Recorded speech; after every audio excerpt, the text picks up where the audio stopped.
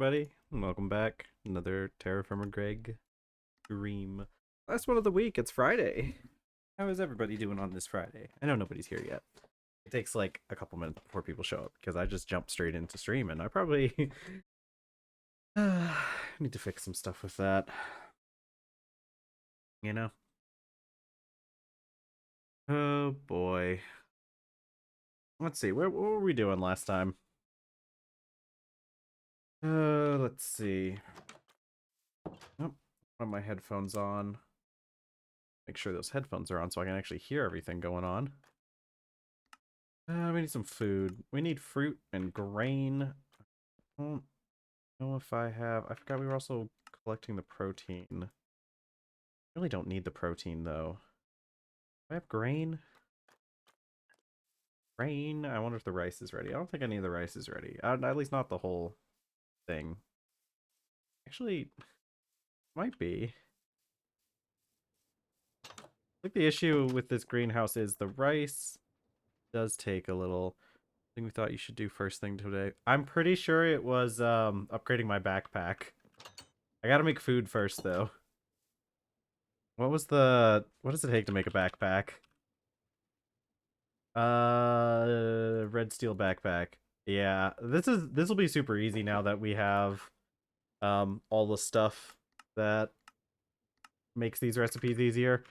The only issue with the backpack is it requires red steel. I don't think we have any black steel, but I need to look and see what we can do with like the mixer, because we have some of the red steel, the weak red steel ingots. Crafting upgrade might be okay. How much does it, what does it cost to make a crafting upgrade? It's simply, or sophisticated. Yeah, the tool swapper upgrade on one. It does take steel. Oh, it takes quite a bit of steel. It might be worth it. Eventually. I don't think I'm gonna make one, but...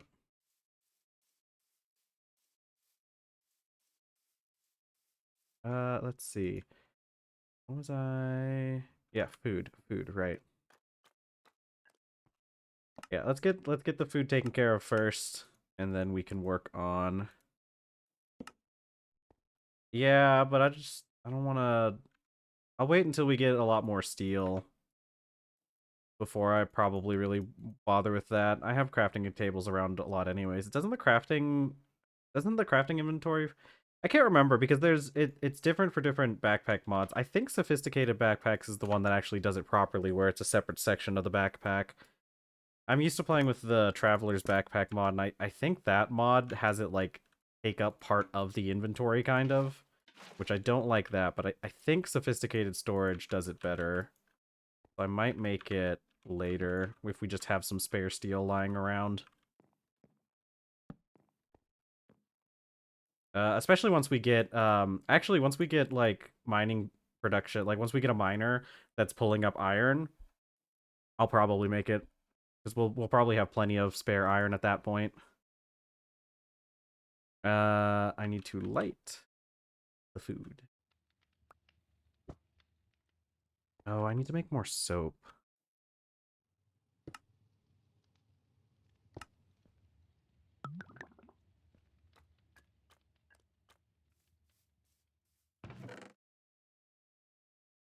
Soap. Yeah, we need to make more actual soap, though. Because, let's see. Yeah, I think I need to make more, I need to make more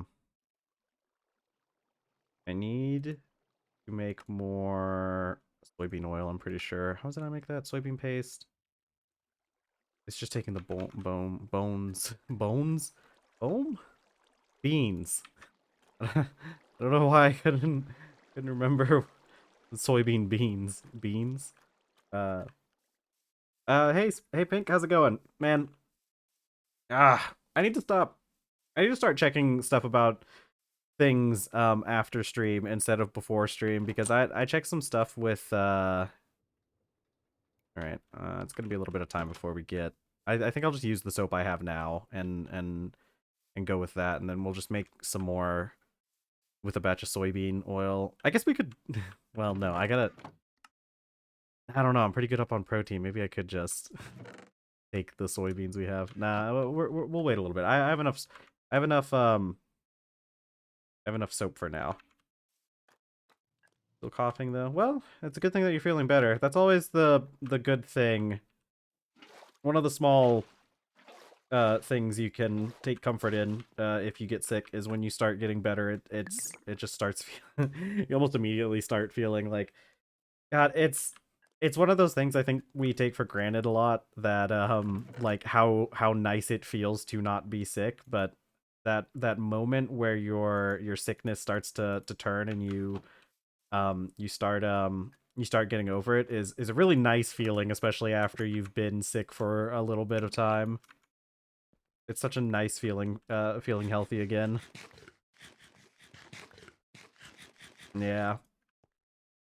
Now, but like I was talking, I was God, I need to stop checking stuff before I start stream, because I need to start checking all my analytics stuff afterwards, because I just keep getting upset. Because speaking of that stuff, I might as well turn on the music. I don't think I'm going to be able to get past like half collapsed nostril. Yeah.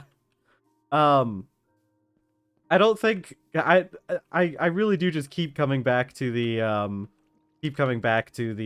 whole having to make my own music, because I don't think I'm gonna be able to get past Twitch's stupid content ID stuff. It's like you basically can't play music at all without it getting ID'd. Like today, I checked yesterday's stream and it was getting ID'd for stuff that objectively I wasn't even using the songs. It was getting ID'd as, and I'd be tempted to appeal it, but like apparently, like you have to go through this whole process, and you have to like put down your legal name and everything, and it's like, man, it's not that big of a deal for like a couple minutes of content. It just upsets me. Had to get 2 inhalers a month. Well, hopefully it's not an asthma issue. I mean, if it persists, I would recommend like seeing if you could see a physician about it or something, but let's see how long, because I mean it's kind of one of those things where it's like, how long has it been happening? Because if it's only been somewhat recent, then it's, you know, less cause for worry, not really much of a, you know. Okay, I can easily make more black steel dust with the mixer. Do we have steel though? I think we might have to make some more steel. I need to, man, I know I keep saying I'm going to add lights in here one of these days. I never do. Maybe I should do that later. Oh yeah. Yeah, that can be concerning, but hopefully, you know, it's one of those things where I feel like, and I get this way too, if I get anxious about like medical stuff, it starts getting, you know, it's one of those things it's hard to ignore, but I would keep an eye on it and probably wait a little, because I mean, if you're sick with something else in general, like it's most likely tied to that, you know. Let's see, black steel, and I need nickel. Oh. Alright, now I should just have to macerate this. Dust. Yeah, macerator.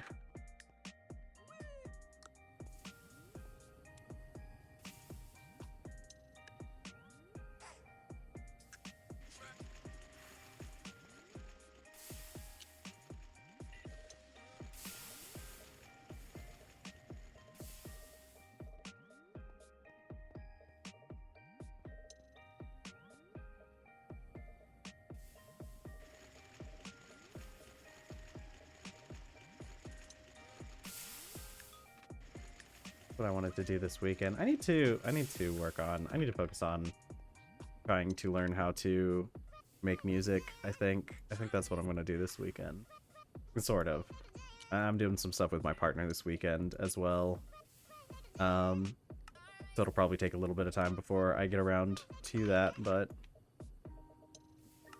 I plan on doing it. Man, I'm busy this day. Maybe I'll do it after stream. Probably do that after stream. I think I'll do that. Go downstairs.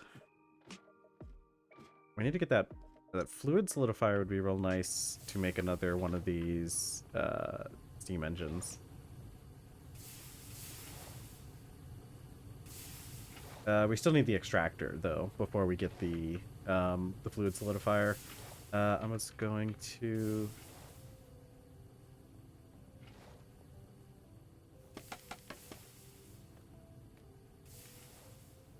Hey.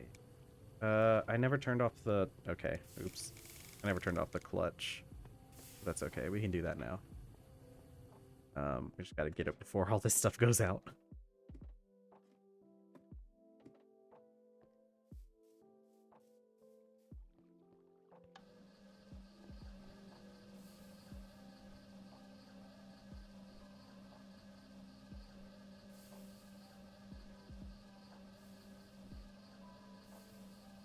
Okay, cool.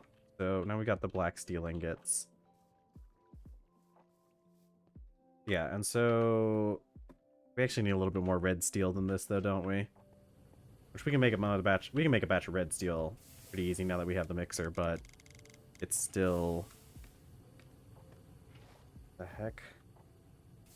What is this telling me? What the? Hold on. I'm getting some kind of thing on Twitch. You have received the Minecraft Time Well Played reward. Click here to redeem. What is that? Great, it's gone to a different page. Token? What even is this? Alright. I'm gonna ignore that for now. Dude, I don't think there's anything that's, I mean, I'm sure there are, but, like, dude, the Twitch, like, alerts and, like, messages they send you are some of the most, like, it's some of the most, like, useless stuff half the time. Because, like, they'll send you stuff like, oh, go claim your free reward from Amazon Games or something, or, like, what does my inbox even say? It's like, oh, yeah, multiple copyrighted information. Actually, these are mostly just... The notifications I get from Twitch are like always they're just so like inconsequential. I don't even know why they send me this stuff half the time. Okay, let's get. Yeah, I need these 4 to be actual ingots. Let's see. How's everybody doing today, chat? We got we got like we got like the last day of the week. Yeah, I never like the Prime Gaming stuff is like a decent. It's I mean like I like Prime Gaming for like the games that I play, but I really hate how much they kind of like spam you with stuff about stuff that I really just don't care about. Like I don't want to play half of the things that they recommend me. It's fun on some of the games I do play. Like when I was playing League of Legends, I would do the Prime Gaming stuff for the League stuff just because I had Prime because I still got like a deal on Amazon Prime from like when I was a student. I got like a discount on it and I still have that. I don't even know if they're even charging me anymore at this point. I really don't know. Need to double check. Let's see, another walk with the dog and some chill reading. That sounds wonderful. That sounds so much fun. But like so I did like the Prime Gaming stuff for like for League of Legends, but like I don't get why. I don't like how much they spam you when you're on Twitch. It's like, man, I don't care. I don't play this game. Like I don't have it linked to my account. It's even crazier because obviously like this Twitch account isn't linked to my Prime Gaming at all or my Prime stuff because it's, you know, a separate account from my personal account. So it's like as far as they know, I don't even have Amazon Prime, and they still send me junk all the time. Yeah, I need to. Uh, I don't know. I think I got riled up today, I think. I I was listening to, there were some videos I was listening to while I was doing my morning chores, and I it's got me riled up today. Looking at the games, and a lot of them are either Epic Games or someone else. Yeah. They're pretty close knit with Epic Games, I've noticed, which is that's whatever, I guess. I don't know. I don't really have too much of opinions one way or the other about Epic Games. I know they make Fortnite, which is like, eh. I didn't like. I tried playing Fortnite with some friends a lot, like when it first came out. We didn't really like it that much, mostly because it was really cheesy because of the building mechanics. But I hear they kind of they have like game modes that got rid of that. So I don't know. Maybe it's worth it. Well, okay, maybe it's better now, but I I don't know if it would be worth it. I don't.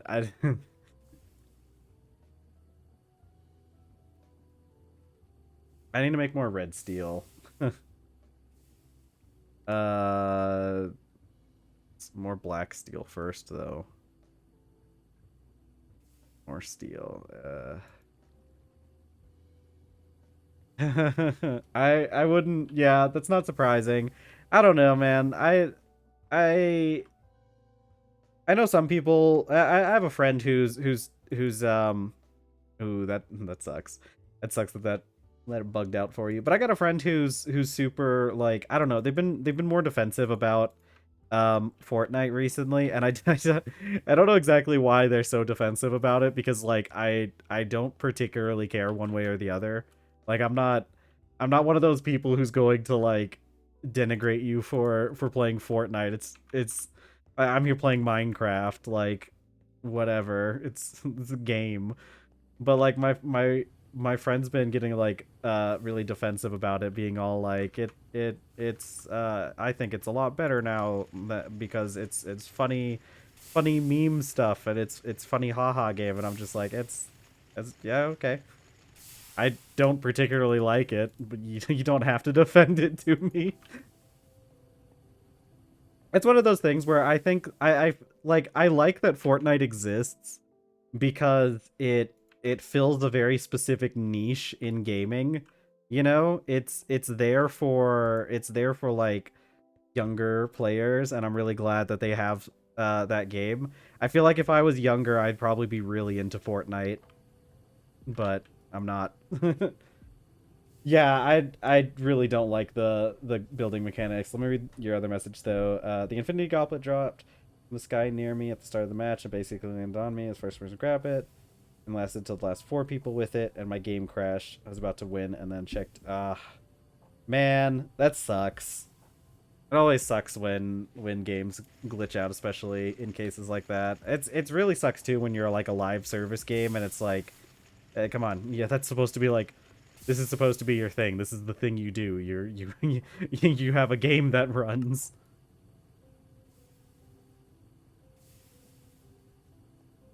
Yeah, I don't know. It's just, it's a shooter. It's serviceable. It does what it does. It's an okay game. Understandable though. No, it's really understandable just getting rid of the game if you experience something like that. Okay. What else do I need? All right. Thing takes a long time to do stuff. We need to make more steel. Man, we're gonna have to go down and grab us some more iron. I think we're probably going to be putting the miner over the iron mine. Oh wait, nope, we have some crushed magnetite ore. That'll get us through for a little bit. So we have to go get it just to make the miner and everything. This goes through the forge hammer, right? Oh man. I should probably make that tofu.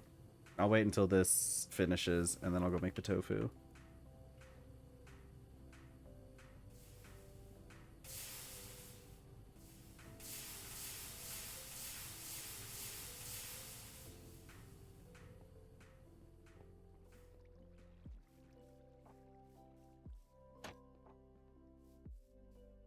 Oh man, oh man. I don't know. I know they added like Miku to Fortnite recently. I know that was like a big thing that they did, and everybody was talking about that. I do think there's something to be said about like it being, I don't know, man. It's like it's funny that all these characters are in a game together, but like considering the kind of like the capitalist nature of the existence of Fortnite, I'm not too sure exactly how Fortnite monetizes all its stuff, but I'm pretty sure it's in a way I wouldn't agree with, so I don't know.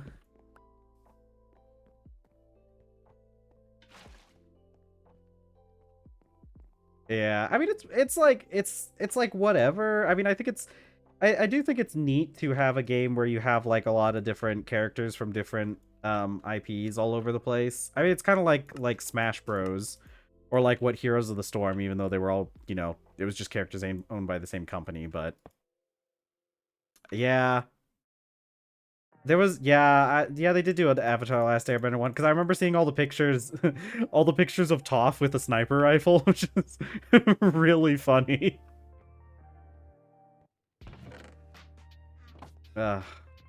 She's metal bending, you know? You just bend the bullet out of the gun. Honestly, I'm surprised Sokka didn't invent guns at any point. I feel like that'd be something he would do.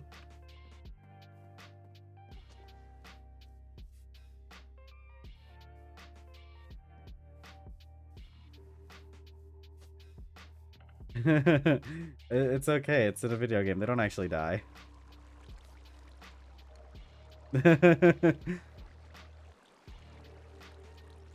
Look, he's got beef with Goku. He's got to go fight Goku. You know, and the Space Marines. And is Master Chief in there? I would be surprised if he wasn't, because Microsoft. But what, we got Space Marines, we got Goku, Sasuke from Fortnite. What was it? It was Ariana Grande, because Nicki Minaj is the one who's in Call of Duty, which is really funny.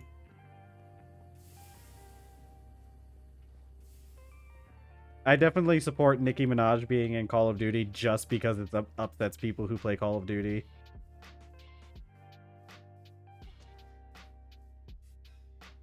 Next thing.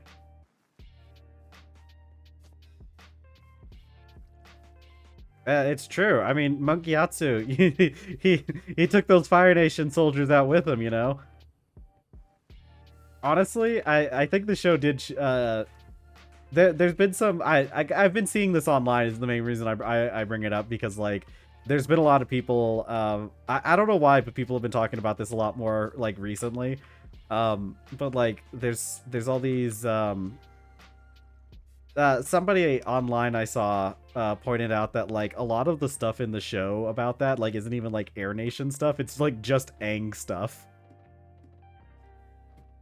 I too think it should continue down the girly pop path. Like, look, if you can't survive having Nicki Minaj 360 no scope you, then like, do you really deserve to be playing a game? You know?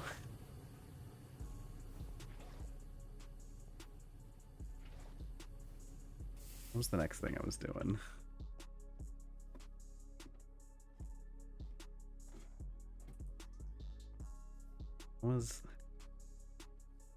Where am I?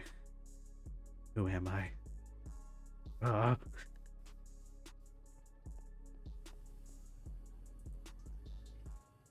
Good. Yeah, the girly pop path, you know, it's girly pop. It's the hyper femininity. It's like the Barbie type femininity. It's the girl boss, the the slay, but not like in the ironic way, like the actual, like, you know, it's all about that hyper femininity. Oh my god, that would be so funny. God, oh my god, the best way to see a bunch of men just cry themselves over something that's really not that big of a deal. It's crazy. It's crazy to me because it's like it makes it. People who play Call of Duty, like especially like the content creators that play Call of Duty, take themselves so seriously, but like nobody else on the planet takes them seriously. You know.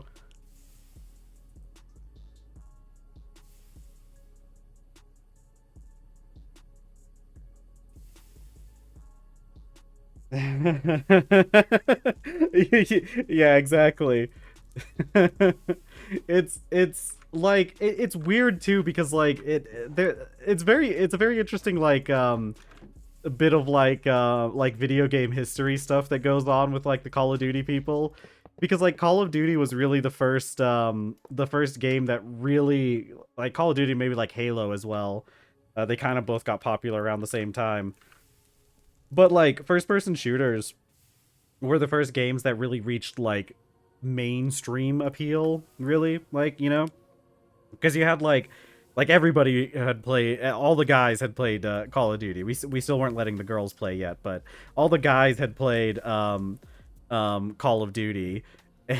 And so like you start getting all these people who like really want to be taken seriously showing up, and it's like everybody, like, Call of Duty among like other gamers kind of became that game where it's like, yeah, people who aren't like really that into video games like play Call of Duty. Not to say that there's not a good competitive scene going on. I definitely seen some cool stuff go on in Call of Duty, but like I think on average it's one of those things where like they just take themselves way too seriously. Like, man, you're still playing video game, and that's fine. But like don't act like it's that serious, bro. It's just a game. Upcoming game I'm looking forward to is Don't Stop Girly Pop, which is basically Girly Pop Overkill. Man, or Ultra Kill. Yeah, man, that sounds really fun. I need to I need to make a game like that. God, that would be one of the most fun things. Have I ever told you guys that I've wanted to make a game? I don't know if I've ever actually mentioned this. I do have a lot of experience with maybe not like a lot of experience, but I have a decent amount of knowledge about game design. I've always wanted to make a game at some point. It's just the biggest issue for me is like making assets and stuff. Unsurprising considering how much of a hemorrhage I have over music all the time. Now, I've done quite a bit of research into games. I was fairly competent with the Unity game engine until all that stuff with Unity happened, and I was like, you know what, let's probably not do this.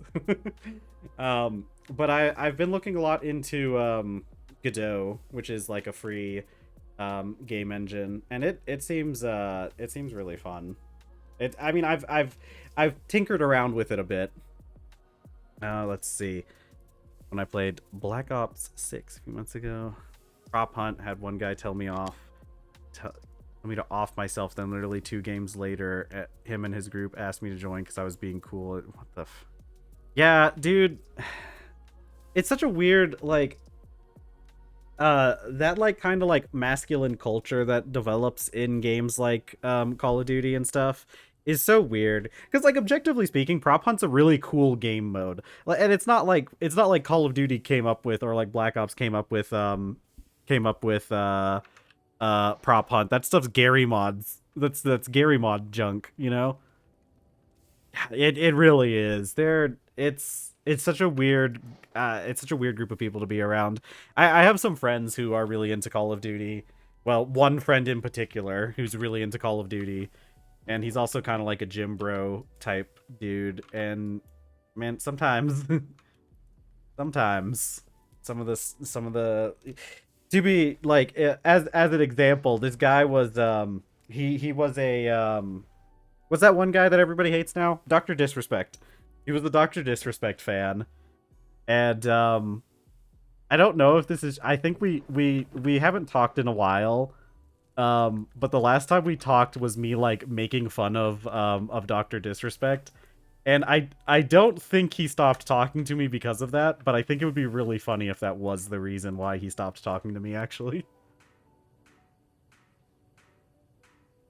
Yeah, I remember playing like the first Black Ops, or actually maybe it was Black Ops 2, at a friend's house. It was pretty fun. It's a fun shooter game, but like, man, the community really sucks most of the time.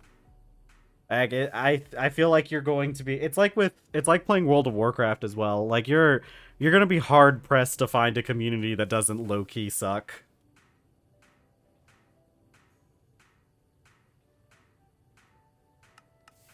Okay, I need no, I want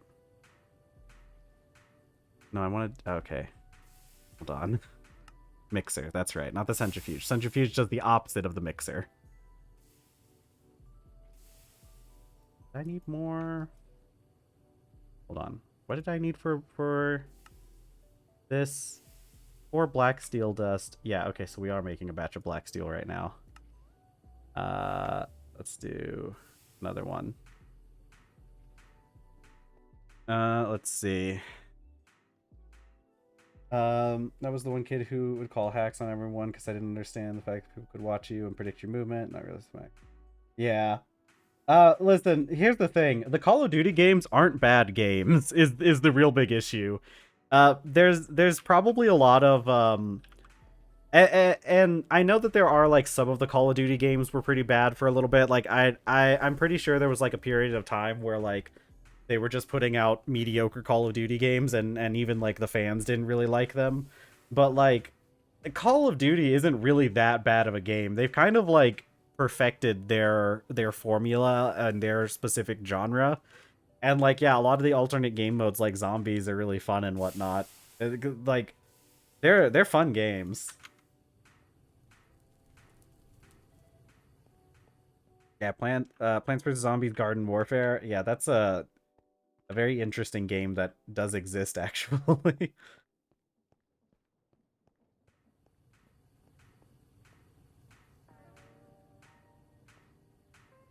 Like, Black Ops 2 and 3 was great, and then they tried to go too futuristic. Yeah, that's what I heard. Oh yeah, Star Wars Battlefront. Yeah, that one was a good one. Yeah. Um I've heard the most recent Call of Duty games have been pretty good. It's because I know like their big one is like, what is it? Call of Duty Warzone.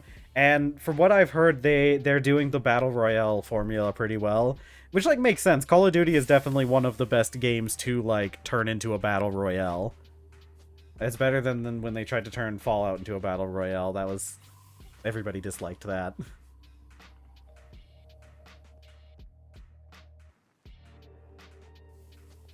Yeah.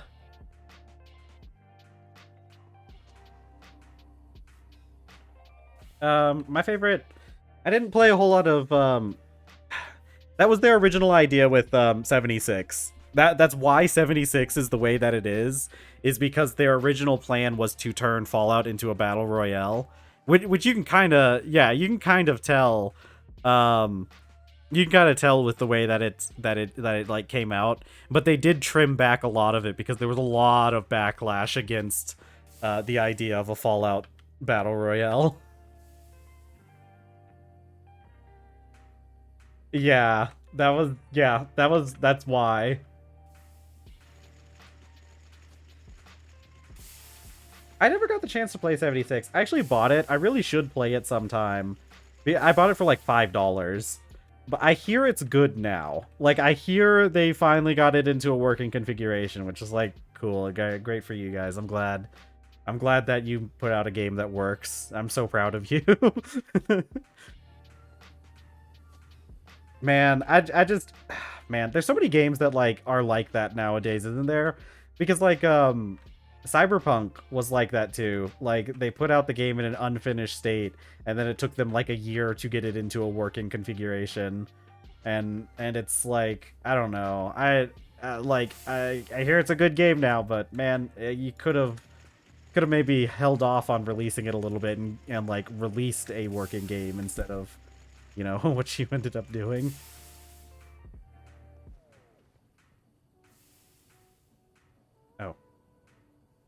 Wait, what? Oh. Oops. Oops. I guess I already made the steel. Oops. It's okay. We need more steel dust for making the red.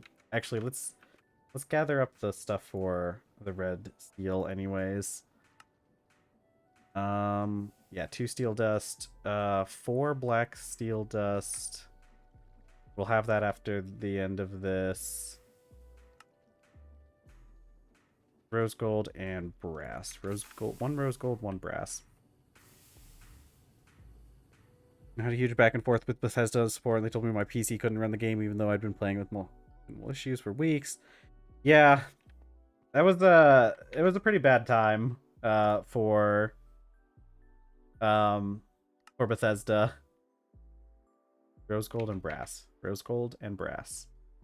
Rose gold and brass. Yeah, well that's pretty standard for Bethesda games, unfortunately. It seems like every time Bethesda releases an update, they break everything. My favorite part is how they keep releasing updates for games that are like 2 decades old almost. And it just completely ruins it for everybody who has mods. Yeah, no, Bethesda, I'll be real with you, Bethesda doesn't really make good games. They make like media, like it's weird though, because like it's always been like that. Bethesda games have always been known for like being super glitchy and buggy. Well, they did get lazy. They're definitely like lazier now, but like at the same time, like they've kind of always been like this. Like Oblivion's a super buggy mess as well. And like heck, what like New Vegas crashes all the time. You couldn't even play Fallout 3 on modern operating systems for a long time. Let's see. Let's see. Defend current Cyberpunk, the efforts the devs made to. The thing is like when I complain about like about Cyberpunk, I'm not really complaining too much about the developers themselves, because I know that like they probably would have rather waited on putting out the game, and it's really the producers that are at fault for what happened with Cyberpunk. But also the issue is that I guarantee you those producers are the same ones who are making the money off of it and not the developers, so, you know. Womp womp.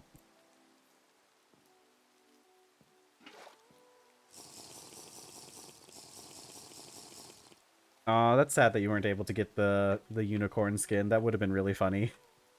I never played Doom Eternal. I played the first one. Well, you know, the 2016 one.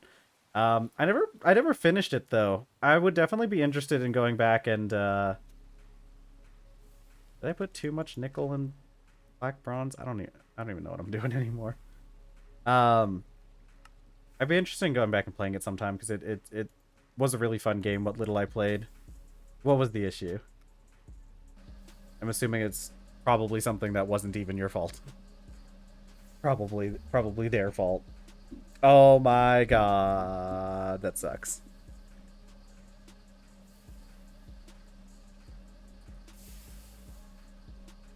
Yeah, I mean, like, we've talked about how bad customer service is in everything in general.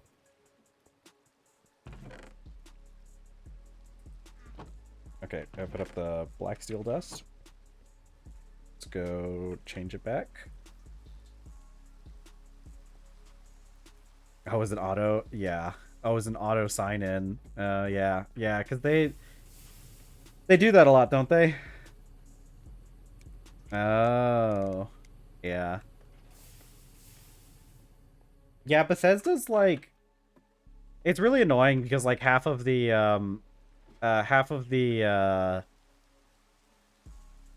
stuff with Bethesda, a lot of their issues nowadays are because of stuff like that, where they have like, man, I hate, like, you log into like Skyrim or Fallout 4 and it has to like verify your account and everything. It really sucks. I feel like, man, I wish you could just like own games, which technically speaking has never been a thing actually. So, whatever. Yeah, I wouldn't be surprised if they just don't actually have support. I wouldn't be surprised if it's legitimately just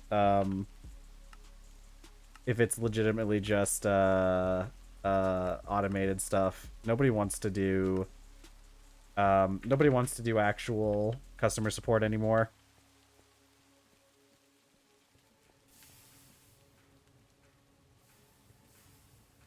Customer support costs money, and we're not about spending money. Why would we spend money when we don't have to? That's not the point of business. Not the point of business. Point of business is to make money, not spend money. Duh.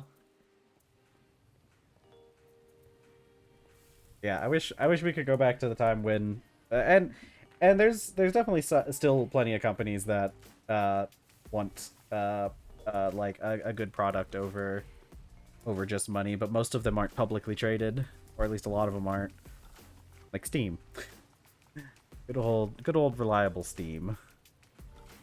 And except for I will say I've heard stuff about like Gaben. He's generally fine. I mean, Steam's a good product and everything, but like I hear he's got some like weird stuff where he has some plan to like live out the apocalypse on a giant mega yacht. So that's a little sus. Oh yeah. Yeah. Relogic for Terraria, they put out pretty high quality product. And like it's always free updates too. I don't think any of their updates have been paid, have they? To be fair, they keep saying they're going to put out the last update and then like 5 years later put out another last update.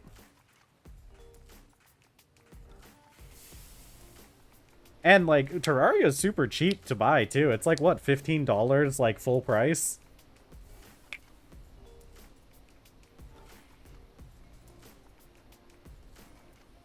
It's a good game. They're definitely some of the better developers.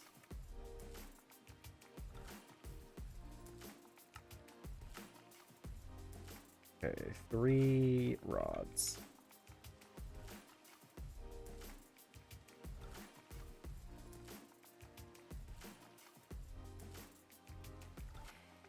Okay, I could just craft this with my stuff in it. I don't have to like actually like remove my stuff from my backpack, I'm pretty sure, right? I got one meal. Cool.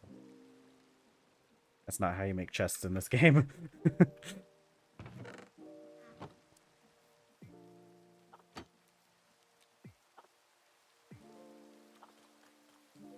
God, I need to get a horse. My kingdom for a horse. I don't know how he would have helped me in that particular situation, but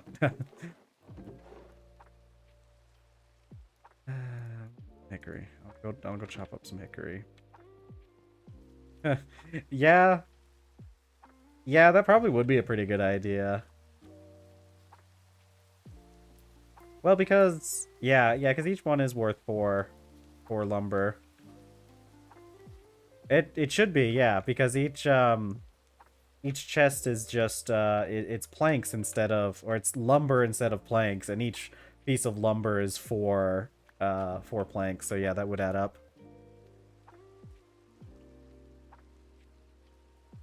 Okay, 1 backpack upgrade. How much more do I get? Ooh, actually, that's a lot more than I was expecting. That is nice. Low-key, I was expecting this to only add on a single row. It won't be too long before we get our next one, too, because, like, our next one's aluminum. Yeah.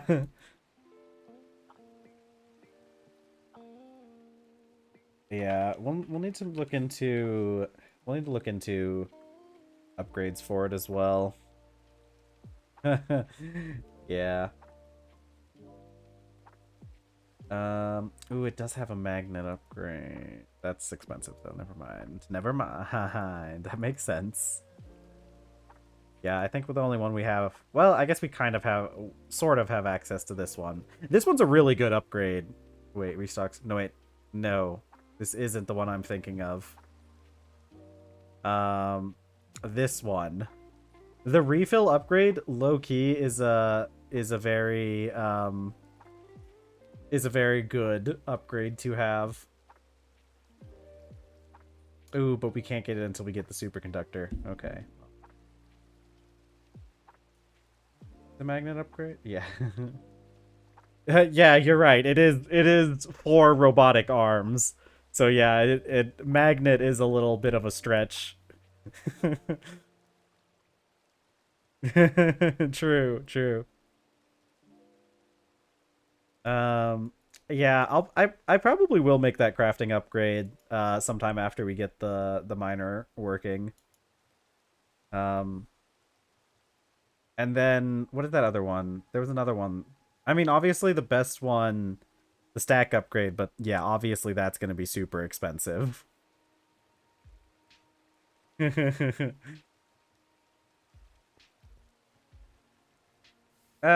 cool. We got stuff. We're doing pretty good right now. What's our next step, chat? I think the miner is the next step. We still need to make the gas turbine generator. Because the fluid solidifier isn't super expensive, but it's a bit. Yeah, I think we're gonna go with gas turbine and miner, and then we're gonna try and of course you would require a circuit. Why wouldn't you? Okay. I'm gonna have to go get more iron. But if most of it's steel, I'm just trying to think of. True, true. Let's make this. What does this use? Voltage in 72 EU per tick. That's quite a bit. Okay. Let's work on the gas turbine first, I guess. Let's do the 10 rotors, and ring, 10 rods, 10 plates, and the 10 screws, bolts. Oh god, I'm gonna put this one because we have, and I hate how. See, like, okay, no. Because, see, here's the thing. The issue is these numbers should be doubled. Is the only reason why I typically don't put this until we get that circuit assembler. But that's not, like, until medium voltage, isn't it?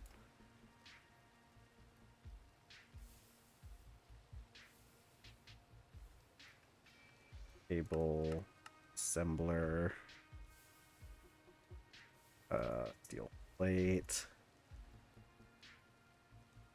Wire.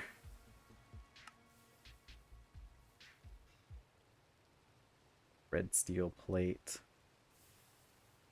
Okay, I think we're mostly down to... this still needs... Does doing the assembler save us anything aside from... It doesn't save us anything, does it? It's all the same. It's all the same cost. Rod.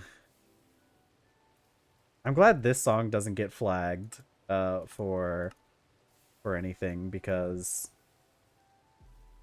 All right, have fun with dinner, Pink. Thanks for stopping by. If you finish early, I mean, we're not even an hour into stream, so I'm sure we'll probably see you again later.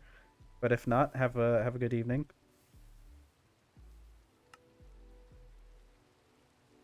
Oh, let's see. Yeah, but there are some recipes that are cheaper in the assembler, though.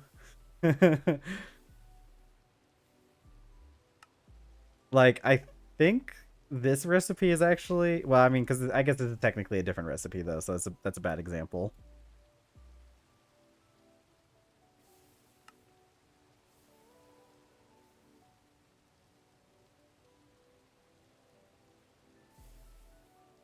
Cool, cool, yeah. Feel free to vibe.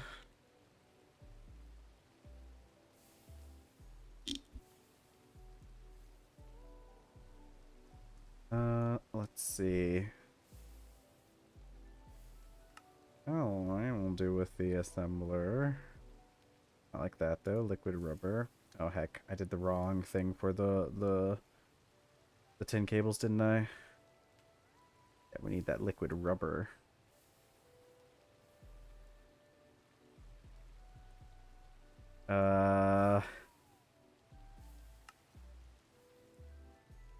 Vacuum tubes. Assembler. Vacuum tubes, assemble. Right. That. Bolts. This is like probably going a bit far. Leftovers. Okay, that's fine. I don't care about leftovers. Okay, I'm probably about done here.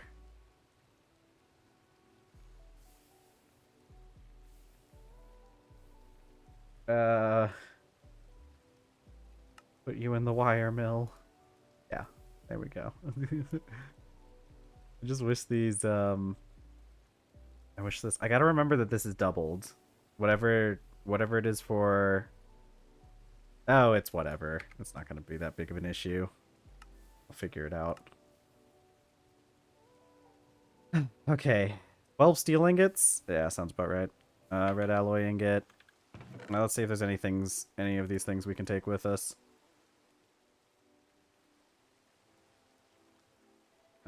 Let's go check a couple other places. See if they got some stuff for us.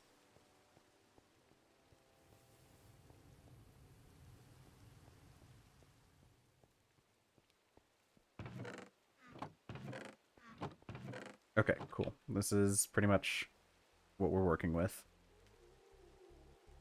Alright, let's go grab some of these. Copper. That's a lot of tin. We're gonna have to use that tin we had earlier. Am I out of copper again?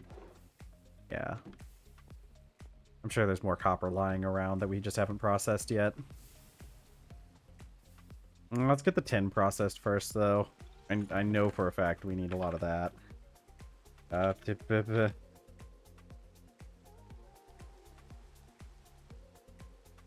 Okay, so you're just forge hammer, right? Because we don't have a thermal centrifuge.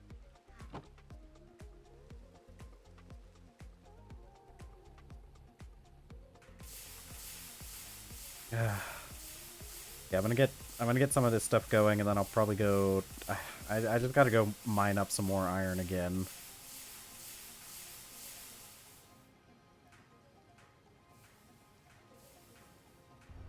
All right. Let's make some food, and then we'll go grab a little bit more iron.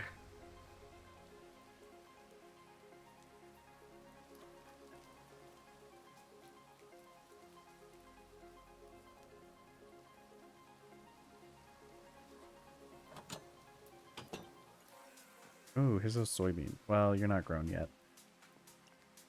Rice isn't grown yet either. Oh wait, no, I didn't have to come out here. I have melons in the thing. I'm just gonna make melon soup.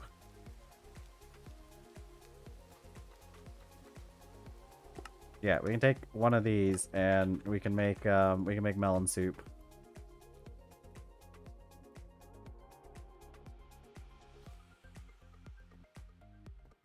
None of you are filled yet.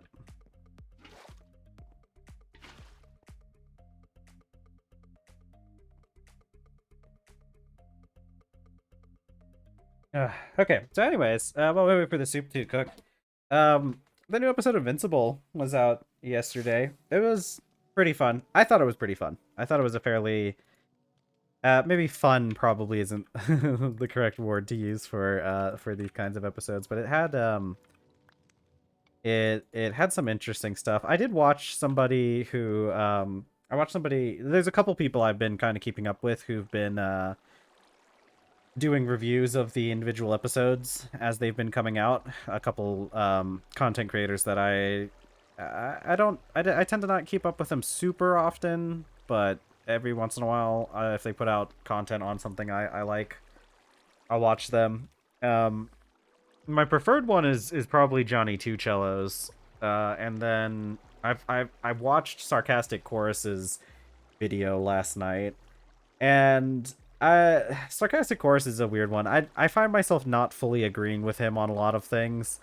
Except for shipping, for some reason. I think Sarcastic Chorus is the one who does a lot of like shipping videos, and his shipping videos are always really good. But a lot of times his other ones are kind of like meh. Um, but like, uh, I don't know. He didn't like the episode nearly as much as I did, I think. And I can understand some of his criticisms, but it's like, I don't know. Considering this is not it's not the final episode of the season, it's the penultimate episode. Because we have one more that's going to be coming out next week. So I'm waiting to see how everything pays off. Though I'll be real with you, if it doesn't pay off, I definitely will be much more on the side of Sarcastic Chorus than that.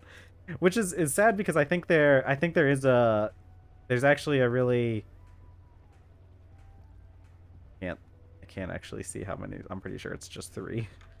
Um there's actually a pretty good chance that like half of the stuff that we did over the course of this season just doesn't end up paying off. And that'll be really sad if that happens. But I wouldn't be all that surprised.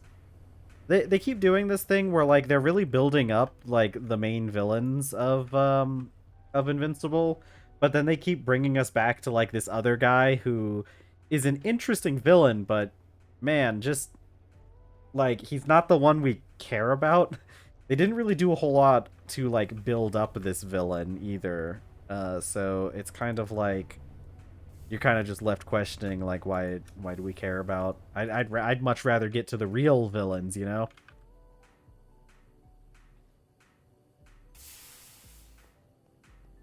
But it was a pretty decent episode. It had a lot of really fun, not fun. I need to stop saying fun because like a lot of bad stuff happens in Invincible, so it's not necessarily the kind of content I would consider fun, but it's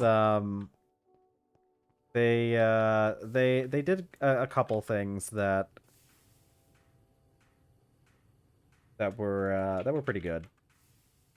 We had some satisfying. We had a couple decent payoffs for like a couple characters, just not our main character. I think is the big issue, and it's been the real big issue with Invincible season 2 as well. Like, I do agree with the video I watched yesterday. That was it said that um, like our main character in Invincible, he just like he hasn't really like had a lot of payoff for his character. Like he hasn't gone through a huge amount of growth. Kind of because it feels like they keep just putting him through the same things over and over again. And like I would say that overall it's pretty good because like I do think like in some way like the repetition is a little bit part of his character, right? Because like uh he's a young adult. The main character Invincible, Mark Grayson. He's a young adult in Invincible. So he's like um so like you know he hasn't really like he hasn't had time to like figure everything out. He's not like an older adult or anything. So I think they do a pretty good job of like showing his growth as a person in a realistic way that you would kind of expect from a young adult. But from like a narrative perspective, like eventually there has to be payoff, right? Like he does have to eventually learn his lesson.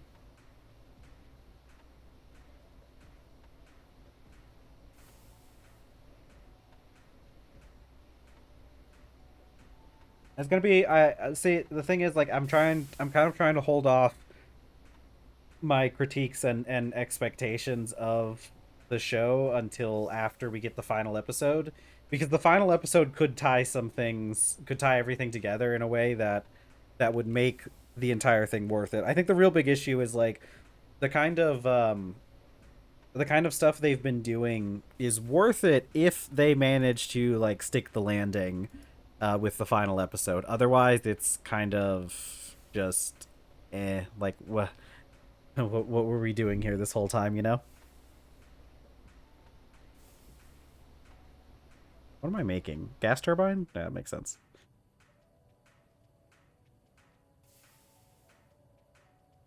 Let's see. In rod, 3 of these.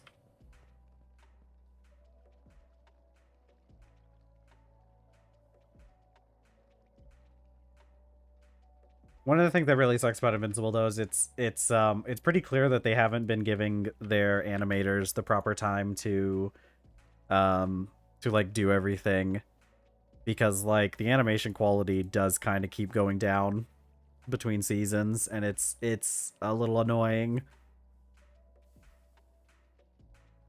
Okay, do I got copper lying around? Like surely there's some copper back here somewhere. The answer is no.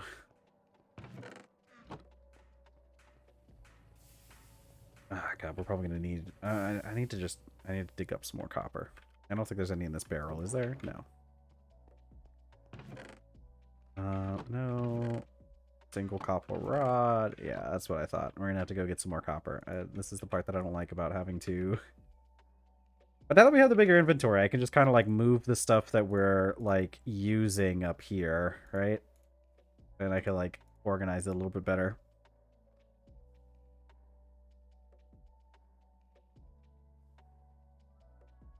I'm gonna put up this other rod.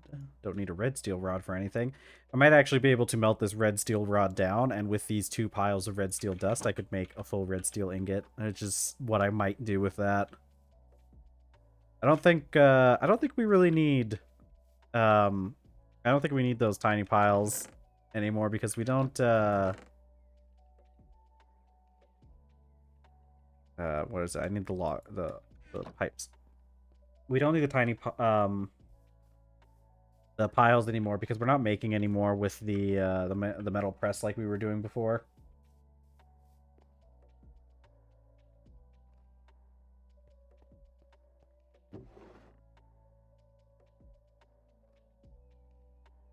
Okay. Do I have my mining hammer on me?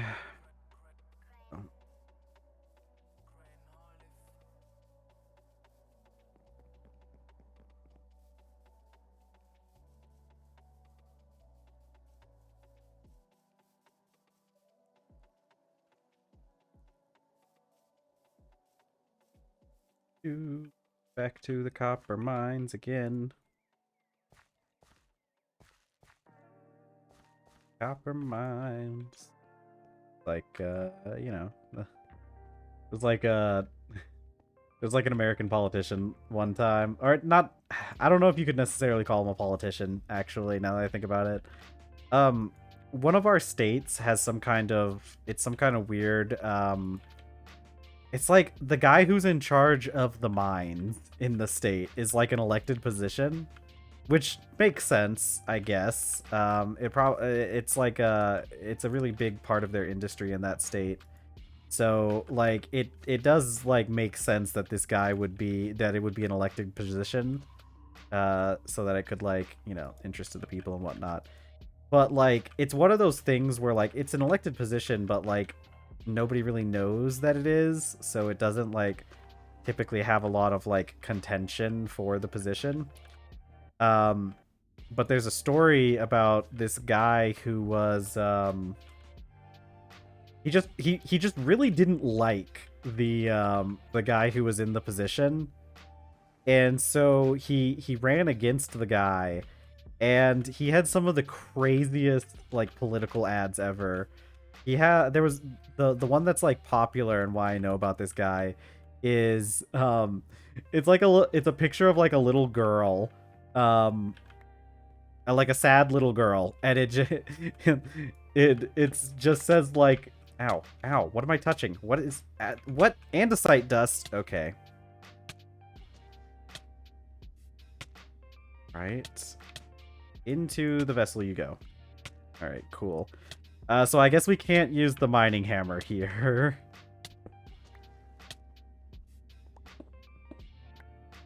I didn't realize. Ow! Okay. That's on me. That's on me. I forgot that I forgot that the pickaxe also gives you dust. All right, to the hot springs. But the guy had it was a political poster that was like, it was a sad little girl, and the caption was basically like it was like, Mommy, why can't I go play in the abandoned copper mines? And it's like, because the guy in charge didn't clear out the vampire dens.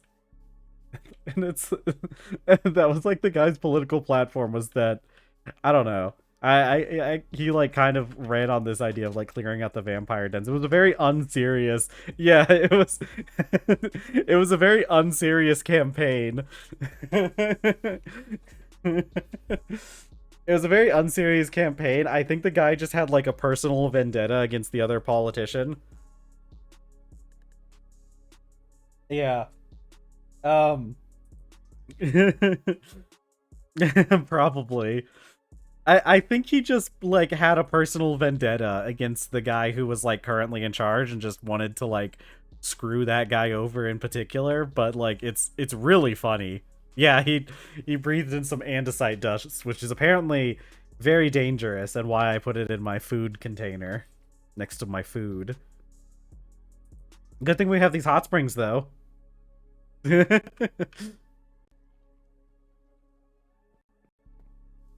know, funny enough, it was a copper mine, so it would make sense. Oh yeah, I gotta get rid of this andesite dust. I love that. I love that stone dust can like poison me. One of my favorite parts of this mod pack. All the poisonous stuff I have to deal with. God, it'd be so nice once they get the low tech ways of dealing with that stuff.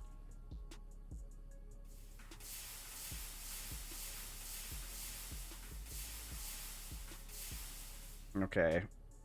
I don't think this is well, actually this is enough just to make the generator. We're obviously going to need more. Okay, but I can go get some more now that we have yeah.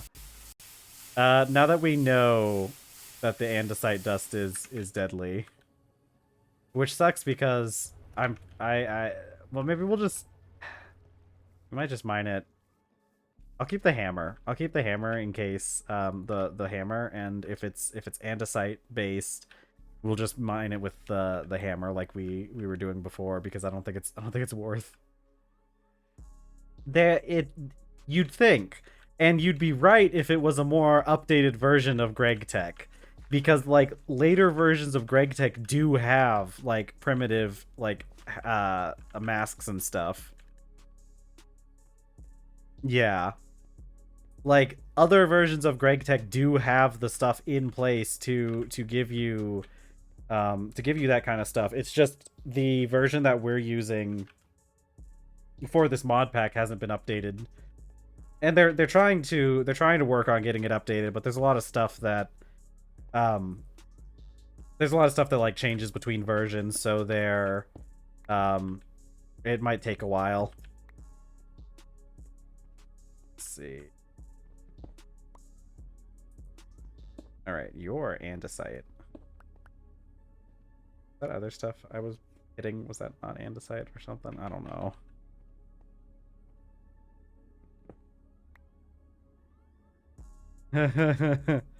It's fine. As long as I just kind of remember every once in a while.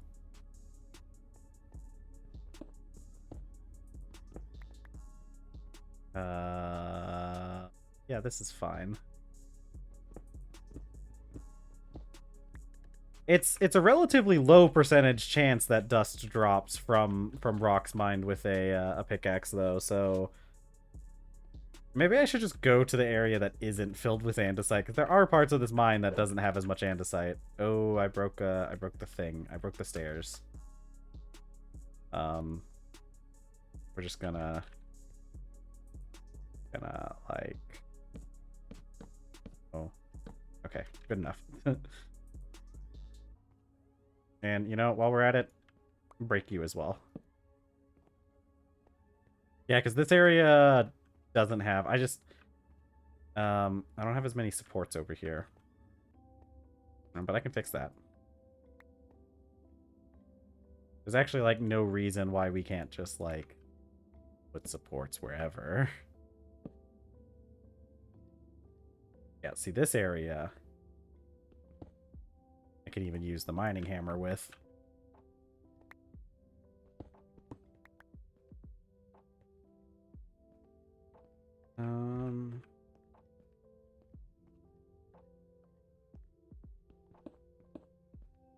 Oh, the sulfuric lake episode.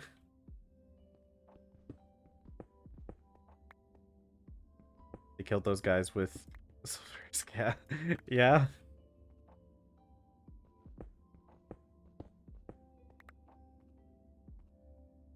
I mean, it's definitely a way to kill a guy if you have to kill a guy, I guess. It is the pretty messed up way to kill someone. I'm pretty sure that's a literal war crime, isn't it?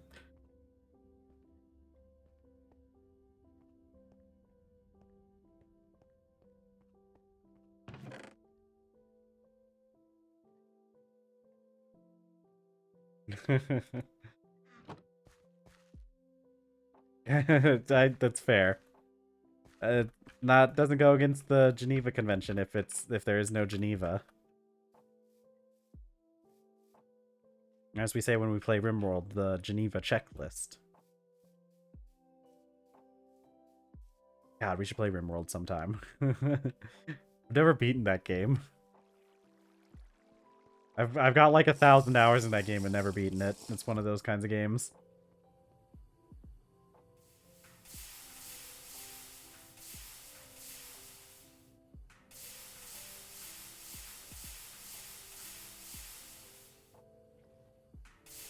RimWorld.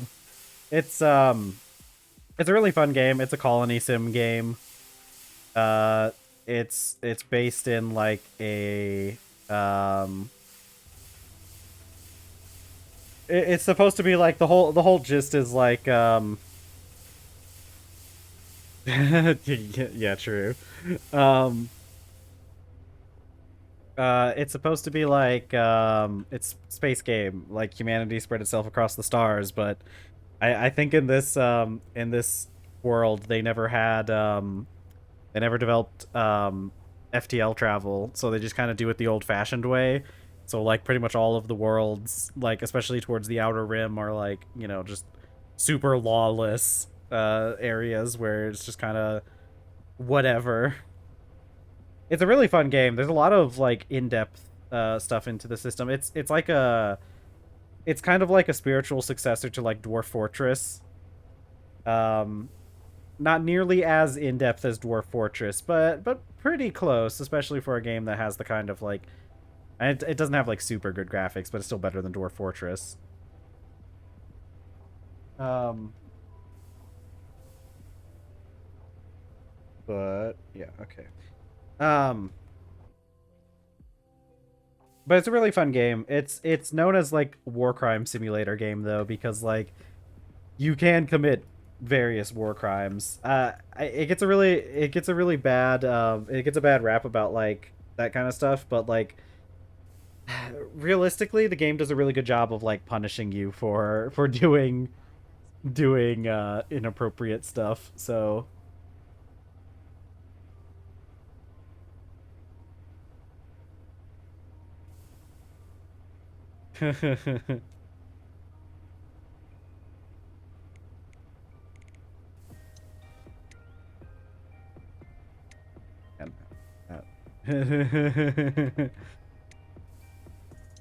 Yeah, it's pretty fun. There's been some people who've done some pretty messed up stuff in the game. Uh, there's definitely one of those games where you're capable of doing a lot of stuff, but like, it kind of got the reputation for being like war crime simulator because like in the past there wasn't really as many downsides to like doing various war crimey type stuff. But like nowadays, I feel like they've updated a lot of systems to make it where you tend to be rewarded for being a better person. I think it's mostly because like your colonists get like super upset about war crimes, except for cannibalism. It's pretty easy to do cannibalism nowadays compared to the past, because you can just have it be like acceptable in your society, which is like whatever, I guess. Like, you know, if you live on the in the Arctic Circle, you can't be too picky about where you're getting food from, but.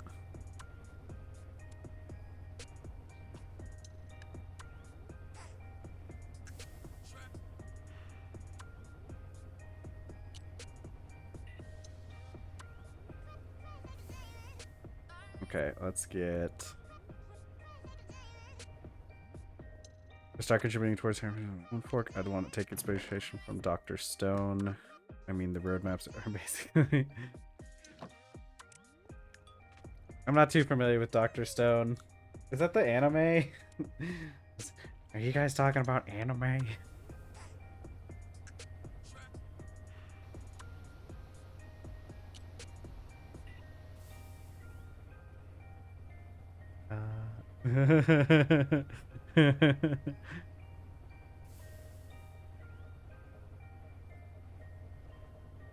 Where's my ingots?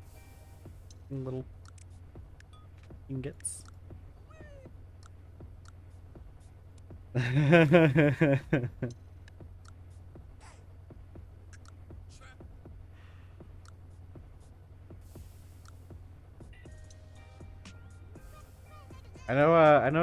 I'm pretty sure Dr. Stone is one of those animes that my one friend likes, and I never got. And I hear about it a lot. Like, I hear that it's a famous anime, but I've never really. I've never. I keep hearing it's a really famous anime, but I've never gotten around to watching it.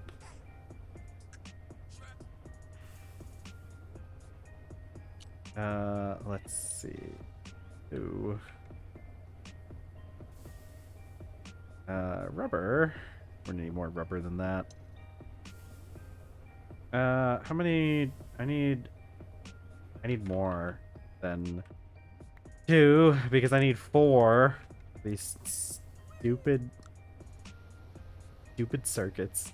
Stupid thing. Gotta multiply it. It's pretty cool. I might have to check it out. I'm pretty sure it's on Netflix.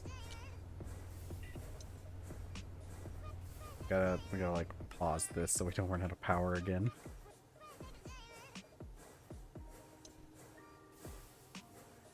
Yeah. I'll have to check it out sometime. It sounds pretty fun. With Carrie from Mythbusters reacting to it.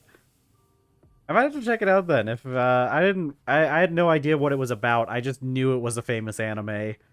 Like I hear people talking about Dr. Stone all the time, but nobody ever like mentions what happens in it.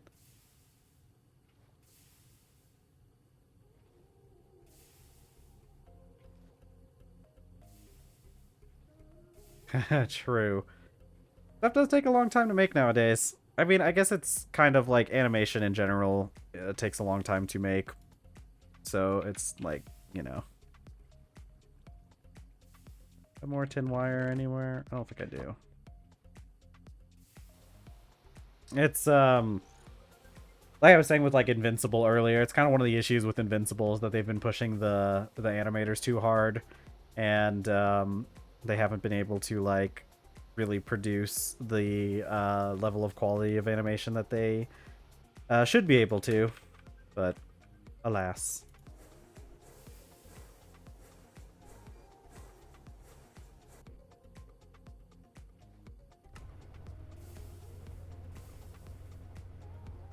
Oh yeah, true.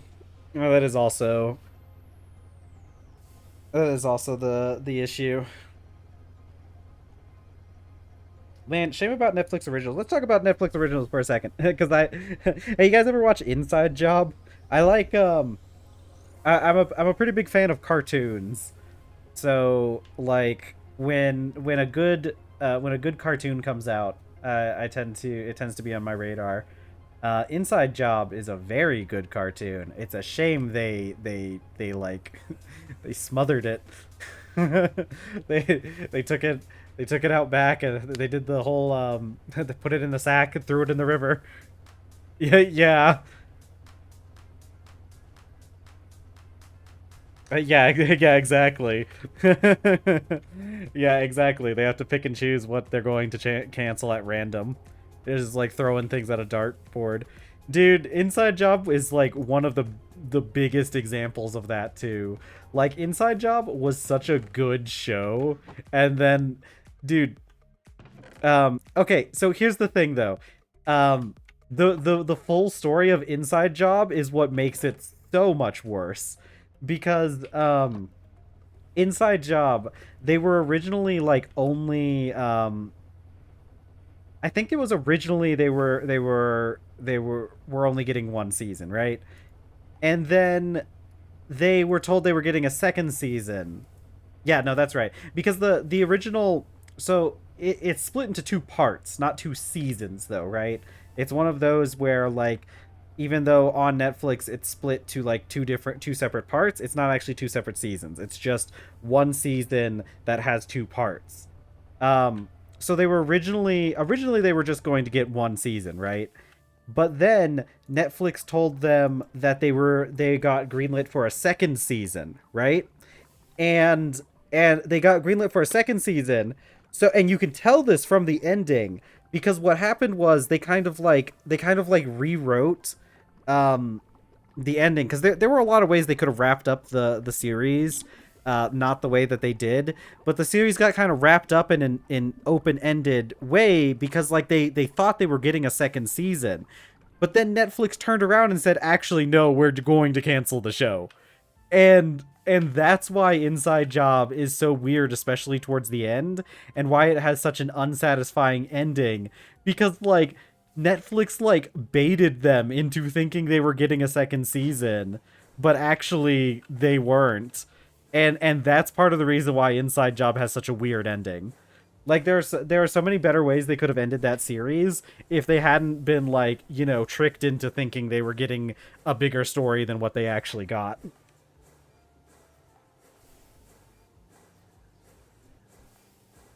Yeah, it really does suck. Maybe. No, I think the real story behind it is just that like it didn't get enough like immediate success and Netflix was just like, cancel it, not worth keeping around if it doesn't become the next Game of Thrones within the first week.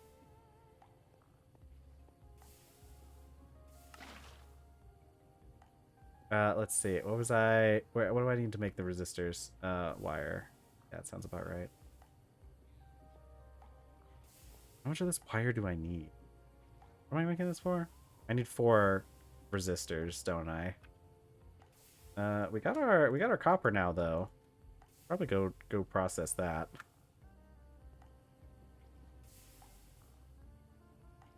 Yeah, I don't really care much for Game of Thrones either. I wouldn't necessarily say that that's a bad take. It's a neutral take at best. It could actually be a good take depending on it. I never got into Game of Thrones, so I can't really like speak much about like what Game of Thrones was like or anything, but like yeah, I heard like the ending, like everybody hated the ending to Game of Thrones. It's just one of those things where I've never been super interested in like that genre of content either.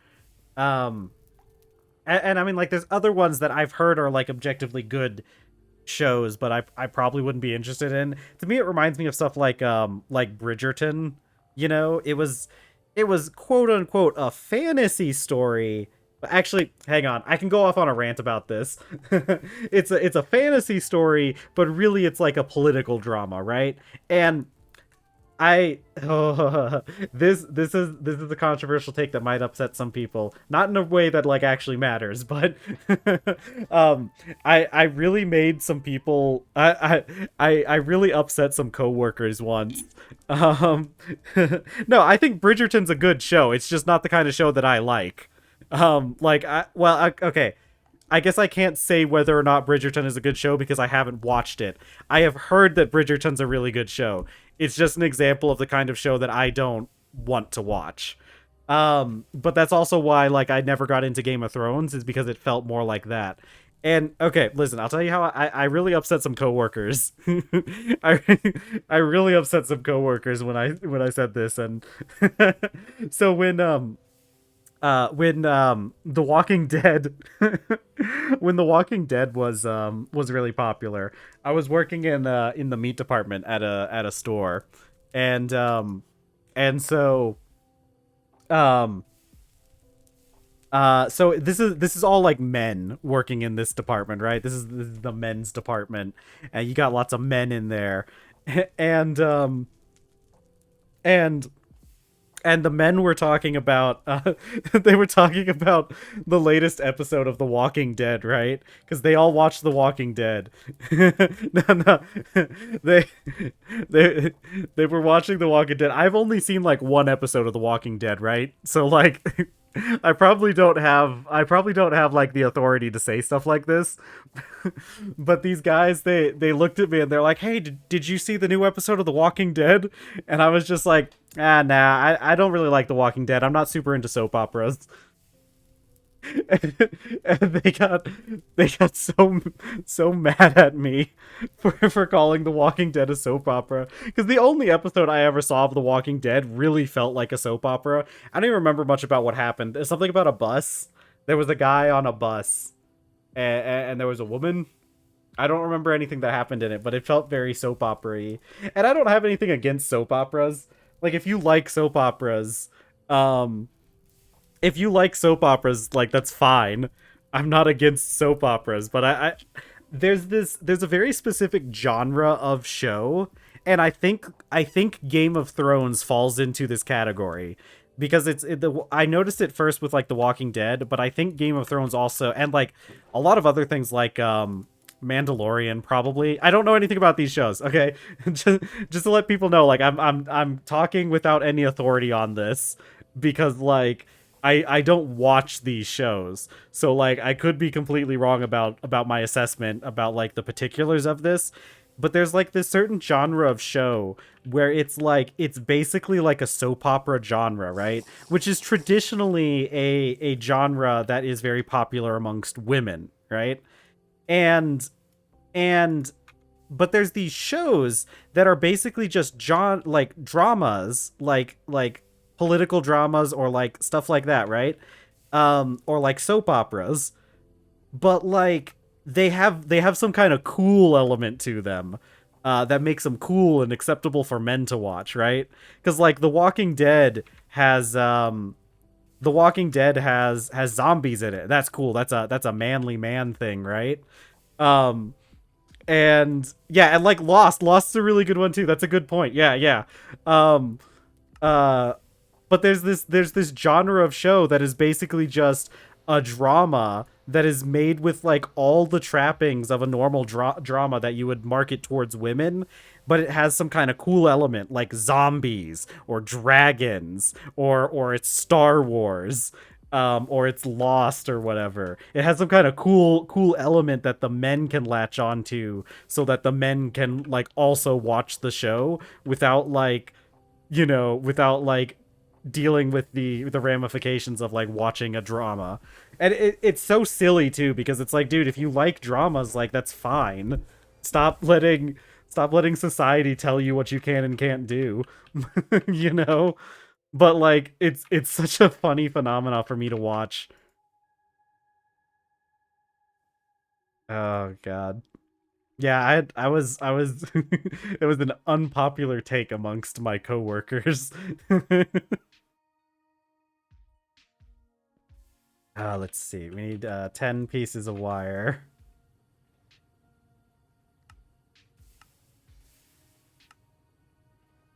4, 5. There we go.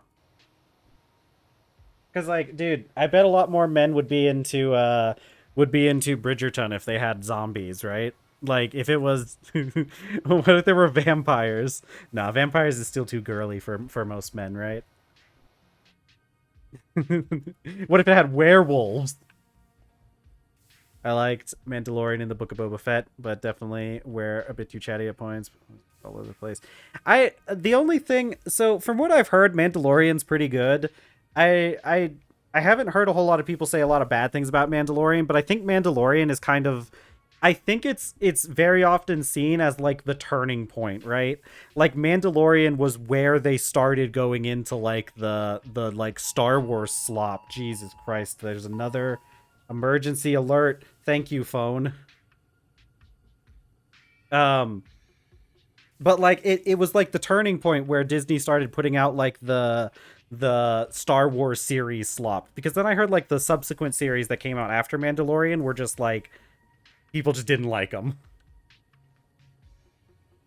Fish? Listen, just don't tell them that it's Twilight, okay? What you've gotta do is you've gotta have like the cool vampires being cool and edgy, and the werewolves being all angsty, and we can get men to watch it. Just don't say the words Twilight around them and it'll be fine. Like 4 episodes in a row of just Mando, not Boba Fett. Yeah, that sounds about, yeah. Like I said, I think Mandalorian is seen as like the big turning point, you know, where Disney was just like pushing slop at that point. What is this glue used for? What else on this list uses? Oh yeah, right, the resin printed boards. But no, not chest. Put this in my backpack. Put this in my backpack. Put these in my backpack. Actually, what is on my belt? Oh, how did that get in there? Oh, well, that's where our wrought iron chisel went. I guess we're still going to have to finish that off later. And they never showed about it in the Mando show, so people... I'll be real with you, I don't know... I've never bothered keeping up with the myriad series that that Disney has put out. They started that crap with Agents of Shield, where they just like they were just pumping out like all these series and stuff, and I'll like, I'm fine with like having movies connect, but like as soon as you start asking me to go watch a series in order to keep up with the lore of your universe, that's when I start checking out. That sounds about right. From what I understand from the Mandalorian, it does sound like that's correct to say that it's carried by those two.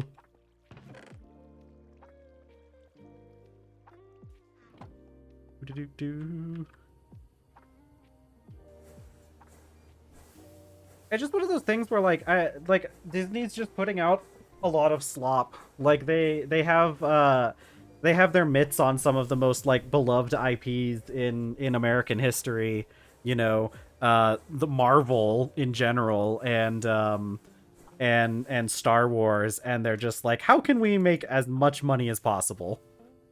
How can we extract every single ounce of wealth from just owning these things?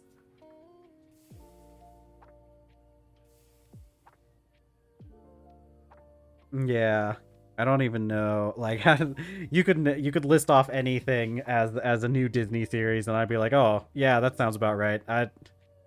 I heard about I heard about that.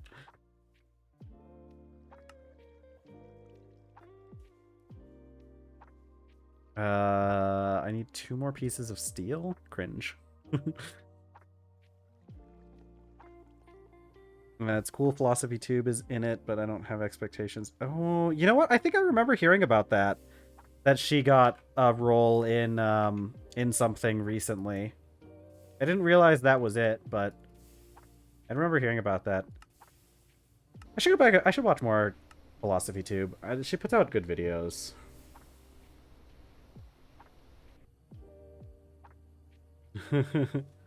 Oh, the Star Wars Christmas. Really, that one has more. That would explain why I've never even heard of it.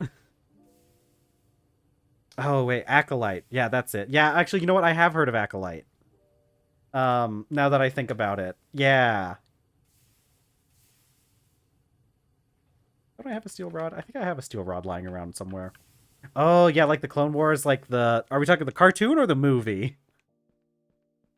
Because, one is good, the other's okay, I guess. I'll... You know what? Let's... You know what? You want to hear my hot take? I'm glad that we now have, like, 5 viewers watching, so I can... I can say one of my most... Legitimately one of my most, controversial opinions. I think the prequel trilogy was alright. I think it was fine. I mean, like, I don't think it was, like, good, but I think people are too upset about the prequel trilogy. I think it was definitely okay. And there are definitely some really fun parts of the prequel trilogy. I mean, there's so many fun memes. No, the prequel trilogy, the one where you had the one that started with Phantom Menace. It was what? Phantom Menace, the second movie, and then the Clone Wars. Yeah. No, I think the camp is the part that's for me saves the prequel trilogy. I think they're fun movies to watch. I wouldn't say they're good movies.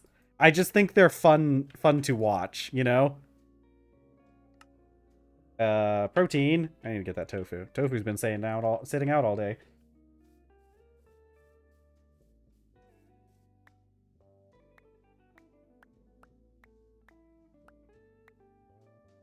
Ooh, tofu.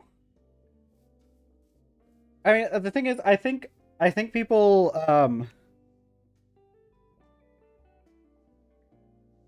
I think so too, Adora. I'm glad that we agree on this, because I'll be real with you. I've had people try to get me to watch the original trilogy, and I didn't like the original trilogy. I watched like the first one, and I watched like half of the second one. So I watched like episode 4 and half of episode 5. And I'll be real with you, I didn't think they were that good. Especially the beginning of episode 5. I had legit no clue what was going on in that movie the entire time. I'm just sitting here like, where are we? Who are what's going on? Why are these people doing this? And like the crazy thing is, it really was. Like, that's the issue with, like, and that's kind of just like a criticism of movies from that time in general. Movies during that time, during like the 80s and everything, they really did drag on, didn't they? They had some real bad issues with pacing in movies, and I think it was because you had like big time directors like Stanley Kubrick who were were able to make long movies that were like good, and other people were kind of like trying to emulate them, and they just didn't. They just never really were able to stand up to what he could do.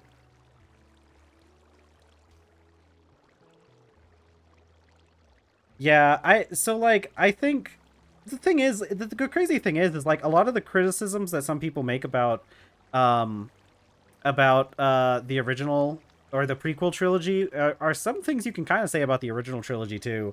Like, people make fun of them for being like kind of campy and kind of silly, but like there's a scene in the first Star Wars movie, and it is the funniest scene to me. It's the only thing I really remember from A New Hope. It's the funniest scene because there's this scene where like they open the doors. That, like, these doors get open, and there's like a bunch of stormtroopers there, and they're about to like shoot our heroes and everything. And Han Solo just takes his gun and he just starts sprinting at the stormtroopers while screaming. Like, he's not shooting his gun at all. He's just running at them screaming, and the stormtroopers just turn around and like run away. And Han Solo is like chasing the stormtroopers down a hallway. And then like the stormtroopers run into another room, and the room opens up, and there's just like 50 stormtroopers in there, and they like take a pot shot at him, and Han Solo like shoots one of them before running off. And it's like the funniest thing, but it's such a silly scene. Let's see. The plug and play games. I never had those growing up, but I do remember those. I think maybe I may have had one at some point, but like I never really got into it. Maybe I had a friend that had one. Um, let's see. God, that's so cool that you have one though. Those are a really cool part of like a like cultural history thing. It's so cool that those were a thing. It's kind of a shame that we don't have stuff like that anymore, like those kind of like, because like realistically those games that were on the plug and play stuff were just kind of like shovelware type games. But like nowadays we don't even get like, you know, any kind of like good shovelware. You know, like nowadays what are kids supposed to do? That go on phone and play Ad Watcher Simulator 3 or whatever the kids are into nowadays. A lot of people talk about moments where people say the reason why stuff like that happens because of storm. Yeah, I, I, I don't know. I've heard people try and say that. I don't know if there's any like legitimate stuff to back that up. If that was like, or if that was like retroactively added in. I think I know that like it's really funny because like, and you can kind of tell it in the scene that I was just talking about, was that like the stormtroopers were very slow to move and very clunky, and it's because the actual costumes were like very bulky and like impossible to see out of, which is a fun bit of like meta information. They don't even have bad Flash games. Man, isn't it crazy that like in the past you could just like go onto a website. You had like, I always played on Congregate was where I always played my Flash games, but you could go to like Cool Math Games or whatever, and you just play a fun little Flash game. They didn't even have ads on those websites back in the day, right? Or if they did, it was just like an ad on like the sidebar, and like it's not like it's not like you tried to launch the game and it gave you an ad. It was just off there to the side where you could ignore it. Oh yeah. I know, right? No, I actually do know because I have some cousins and some like family members and stuff that are high school age, and they do play like games online, but are like on like browser games, but it's just like it's really like kind of poor quality, like kind of multiplayer games. There was one I remember that's called Shell Shocked, I think, and it's just a first person shooter. It's like a battle royale. Maybe is it a battle royale? I can't remember. I don't think it's a battle royale. I think it's a very bare bones FPS, and you play as eggs. Um, I don't think so. I don't think. I know that there's a lot of people. They will play. The kids will play IO games sometimes, but it's not really that interesting of a thing. I think it's partially because, like, from what I hear, the schools are they like have been like cracking down a lot on that kind of stuff. You know, you're not allowed to play video games at school, guys. School is for learning. You're not allowed to do anything. Yeah, it's really crazy though because like it's really crazy because like they make this argument about like, you know, we want you to only use the computers for learning and all that stuff. But like something I've heard, because I have some friends who are in the school system. This one friend of mine, his wife, I guess he also works for the school system too, but not as a teacher. But I have a friend who his wife is a teacher, and she was talking about how like her school district, um, they banned extend like Chrome extensions on the school equipment, which I heard it was because the kids were using VPNs to get around the school's blockers, but as a result, they banned like ad block, and teachers still used YouTube. So you'd have this thing where teachers would pull up a YouTube video, and because they don't have ad block anymore, it now plays like an ad for like alcohol or something, which is like, highly inappropriate for a school setting. But it's one of the consequences of them like locking down and like trying to like make it so that the kids don't do bad things on the computer without putting any actual like real effort into it. Okay, let me get caught up on let's see. There was an often website I used to play a bunch of games on. One of my fave games they have a multiple of were Find the Star games. Yeah, puzzle games were really fun. Um let's see. The one where you needed to type I find a star or something along that line. Yeah, it was no those get that's another like big thing that like that's a good point to bring up because like dude, a lot of those games that were like put out on that were on like a lot of those websites that people played on as a kid back in the day, like I feel like a lot of times they were like kind of educational, right? Like puzzle games, I think like if your kid is going to be like slacking off, it's probably better that they're playing like a puzzle game, right? Like at least they're exercising their mind by playing puzzle games, you know? Like a lot of those games, a lot of those puzzle games are very engaging. That that really is like a thing that I feel like we've kind of lost, right? Like that's something I hadn't even um considered that the whole shift there, how it would cause like a loss in that kind of content, you know. Okay, all of these are going to need to be turned into plates. The one game I used to play a lot was Toss the Turtle. Oh yeah. Oh, I know a lot of the games you can still find somewhere. Like they've been, because like Flash went down, but like a lot of people made like Flash player type plugins. I hear Newgrounds is still around, and they have some kind of special player or something for their content. Which, man, man, it's been a long time since I ever looked at Newgrounds. What an interesting thing. I don't know if it was necessarily appropriate for children though. I know they don't I know it's not all explicit content, but I feel like the whole website in general. And it's not even like super bad stuff, but like there was a lot of like yeah, there were a lot of there's a lot. It was very emblematic of the time that it was out, you know?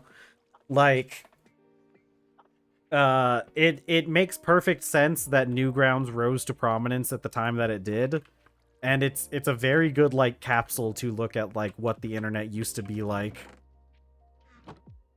Very very edgy, very like over the top edgy, and that was just kind of yeah, it's kind of just how it was back then. That's good that they've got the good maturity ratings.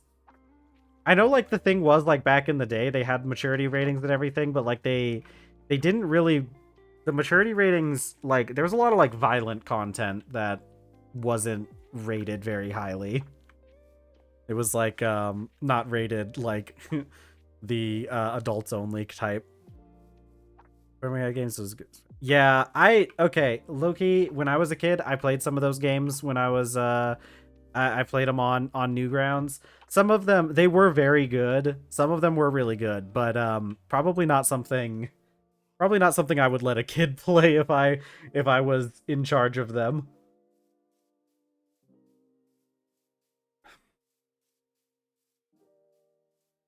Yeah, there was also what Pico Pico was like one of the big ones, and that one was very gory as well. Like yeah, very bloody.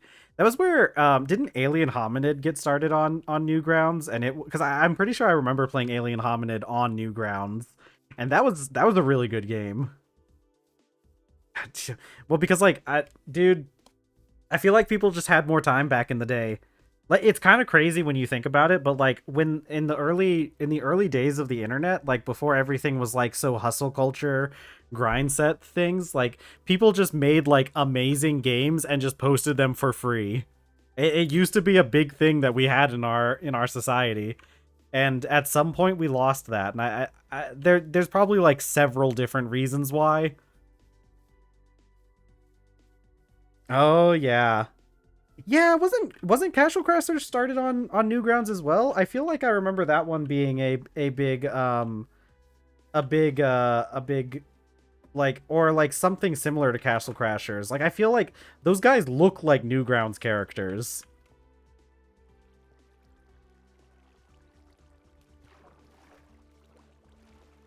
Ooh. I hear zombies. I never got around to playing it. I'm pretty sure I own it because I bought it when it was like $2 or something, but ah, yeah, that makes sense. Oh, maybe it was Battle Block Theater was the one that I'm thinking of. Yeah. Yeah, it makes sense. You can kind of tell the art style really does look the same. Hello. Hello, everyone. Hi, monster. It's really crazy that we haven't been assaulted in this mine yet. Like, this looks like the kind of place where I would constantly be getting besieged by skeletons, doesn't it? I don't know how the spawning mechanics work.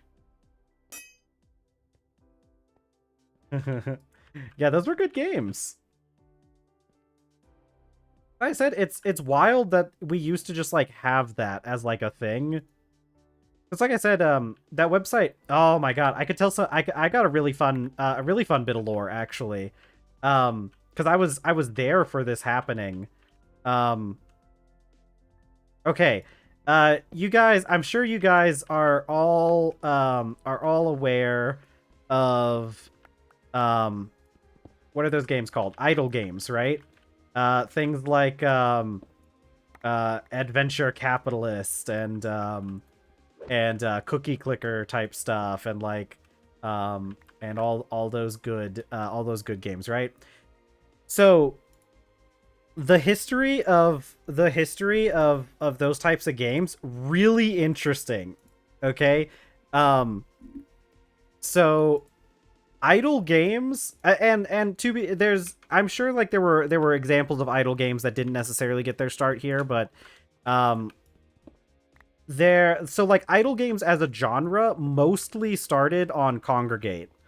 And it's because Congregate was a really unique website in that like it was a Flash game website, but it also had a chat room attached to it. So you would be playing your your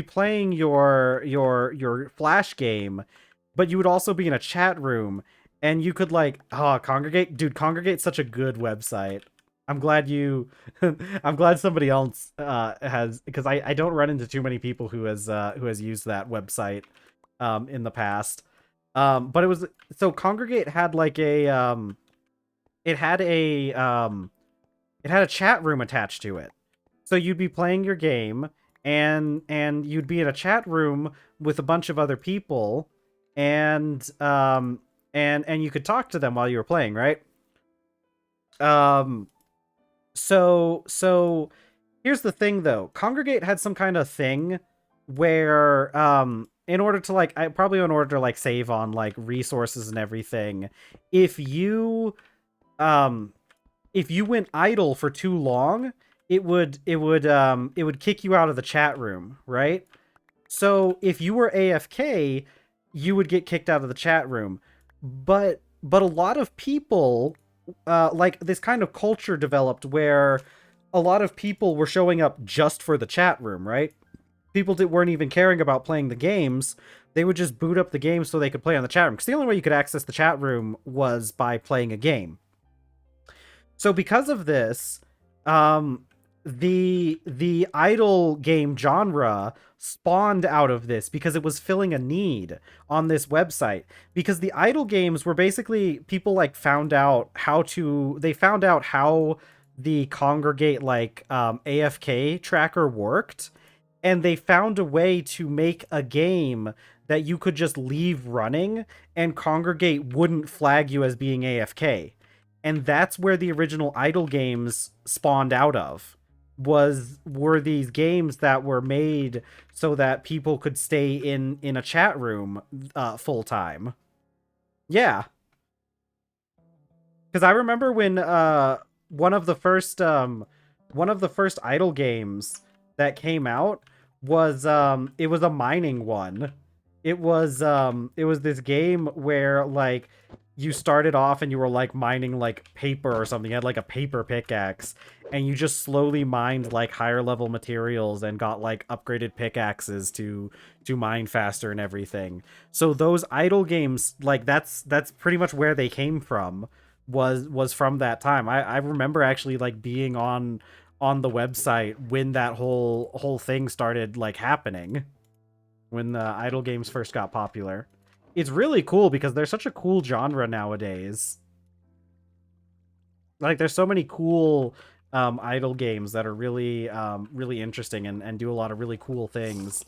And it's really interesting that they spawned out of like this need to get around an idle an AFK sensor, essentially. Oh man, good times though. Good times on the internet. I used to play. Man, there was this one fun game on Congregate that I used to play a lot. I never beat the game. I really should go back and play the game again to beat it. But it was a game called Amorphous Plus. It was this top-down game where you controlled a guy that had a really big sword, like a Buster sword, like from Final Fantasy. And the whole game was just there were these slimes or like goop guys, little ooze guys that would spawn, and you just walked up to them and you just slapped them, right? And you hit them. And as you like progressed through the game, um like you would get, what was it you got? As you progress through the game, there would be like newer like goops. Like there was a blue one that had teeth in it, and it would like sit and like it would try to lunge at you and attack you. There was an orange one that when you popped it, it would leave behind like a pool of acid. And there was like a yellow one that when you popped it, it left behind like something, a pool that like slowed you down. And there were a lot of really cool enemy concepts in that game. Okay, let's see. Okay, I'm back up here. What did I get? I got a lot of stuff. Let's get our magnetite.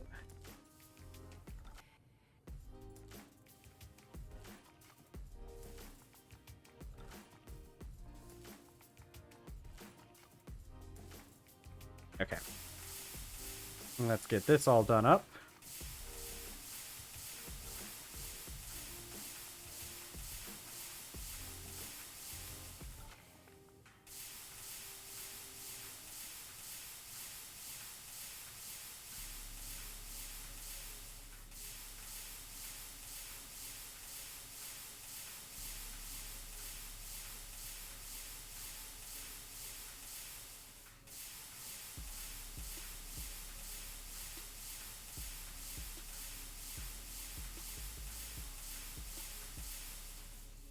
Okay, that's good. That's a pretty good amount of stuff. But what's this? Neil Fun? Oh, this is a typo. I don't know if I've heard of that person, that developer. God, you know, it'd be fun one of these days. One of these days we should make a video game chat. It'd be fun. we could learn how to use Godot together, and we could make a video game sometime. Okay,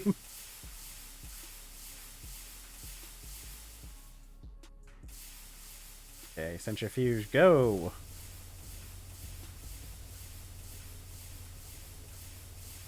There's a website with a URL that makes a bunch of small games and websites. Web apps.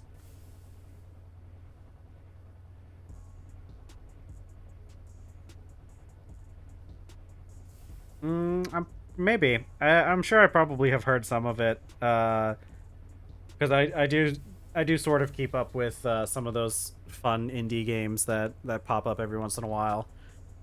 There's a lot of like I remember playing that. I don't remember who the guy was. I think he was a streamer who did this, but there's that guy who made that game called Muck, which was like a kind of like a roguelike game, like a roguelike survival. Oh, he made the password game? Yeah. Yeah, I remember that one. Yeah, Muck was a pretty interesting concept of a game. We need high voltage for this, don't we? Medium voltage. Of course. Calcium.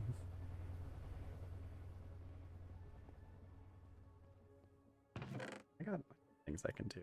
Got fun things I can, right? Oh, limestone.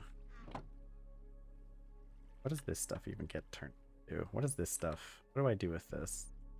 What do you... What do you do? Oh, electrolyzer. Oh, aluminum.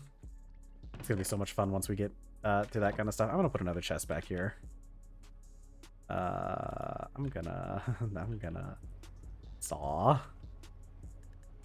Do I just get back to 4, right? Yeah, sure.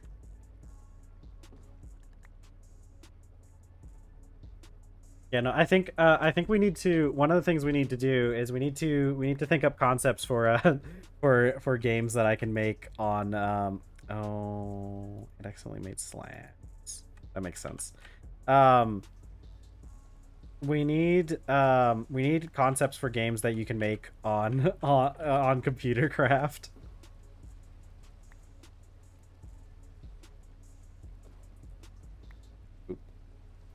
Because I think that would be very fun, having some extra stuff to do with computer craft, and then those are ones I can release out into the wild.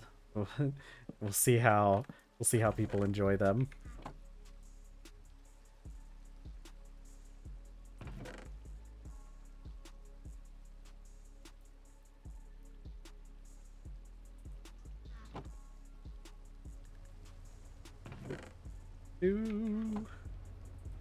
Was I more magnetite? Magnetite. Like Magnemite from hit video game Pokemon. He's a good Pokemon. We love Magnetite. Magnemite. God, there's has anybody has anybody watched like the newer Pokemon anime, the one where they got rid of Ash? They finally took him out back and sent him off on vacation, I guess. That one is that's a fun. It was a pretty fun series. It's on Netflix, so I watched like the first few episodes. I feel like I've watched like maybe like a dozen or so episodes from it. It's it's a pretty fun show actually. I like it. The characters, I don't know. It's probably just because like obviously this is an anime made for like younger children. Like seriously, like this is made for like little kids. So the characters do act a little bit strange, but I think that's just because they're made to be like, you know, intro to tropes for small children. But it's pretty fun though. Um but it's also like unintentionally pretty hilarious sometimes. There's this whole thing where like, you know, they've all got phones obviously because we're in the phone age of Pokemon where they just decided to like put a ghost in the phone which is like still the funniest thing I've ever seen. Y'all, the animation and like the character design and animation's really good. I'll be honest. I feel like it's higher quality than some other parts of actually I haven't seen enough of like the more recent animes with Ash. Like I never saw like the Gen 8 anime or the Gen 6 anime or the Gen 7, which I skipped over. I think I did see some of the Gen 5 anime. So I think I can say that. But it's I mean it's really fun, and I mean the main thing is like one of the main characters is a Sprigatito, and that's adorable.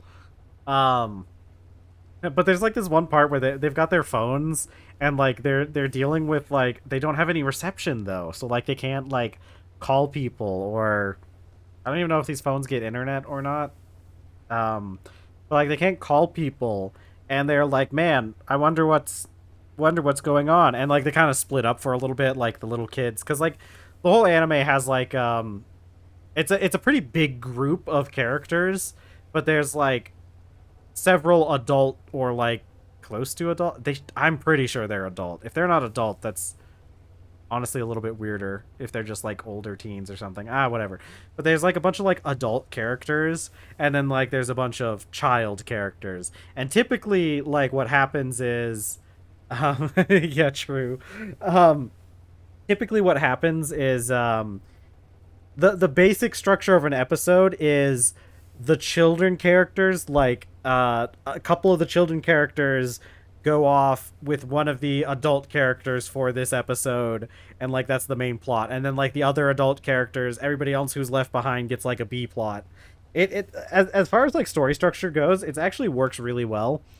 Um but like yeah, so like they go off and like they're going to like the kids are going off on their some adventure. I think something about a bird that can't fly, I think. um but then like one of the adult characters is like he's trying to figure out like, oh man, what we got to find a way to get the Rotom network back online so we can stay in communication with each other and like call people. And he like looks outside and there's just like a cluster of Magnezone just hanging out in the sky. And it turns out they were the reason that like the phones weren't working, which is like the funniest thing ever. Like, can you imagine you can't get cell signal because there's just a bunch of just giant metal semi-sentient beings just hanging out in the sky? Like, god, that I gotta tell you, like the Pokemon world, like, okay, here's the thing about like cartoons and like anime and stuff. We must assume that like normal people in like anime are just naturally more durable than people, like real world people, which has to explain like how they're able to exist in a lot of the show. I mean, like Ash in like the original series gets electrocuted and set on fire and probably like thrown into walls several times. There's no way this kid is like has the durability of a normal human being. Like that this kid survives way too much. So like we have to assume that on some level anime characters are just naturally more durable than humans. And this also ties, this is also a big point I like to make about Avatar The Last Airbender as well, which I'll get to in a second. Yeah. Um I think I'll get into it in a second actually. I don't remember what my first point was with the Pokemon stuff. Um But like this is the same thing with like Avatar: The Last Airbender. You know how like everybody like there was like a big trend on the internet for a little bit of time where people were like pointing out the fact that like Aang constantly says he doesn't kill people, but then like consistently does stuff that should kill people. And like I know there was a real big video that had come out that was like um keeping track of like every time Aang like probably caused someone to die. And but like we have to assume that they have higher durability in that world because like I think like people don't understand like how fragile like creatures, like people, but also like just like anything in general is in like the real world. I think it's partially because like realistically like in modern society you don't have to deal with like a whole lot of danger very often. So I think like people watching like cartoons and anime and movies, especially movies, because you see like the movies where they do like the action hero movies where those guys are doing things that they're you wouldn't be able to do in real life. That's not how people work, right?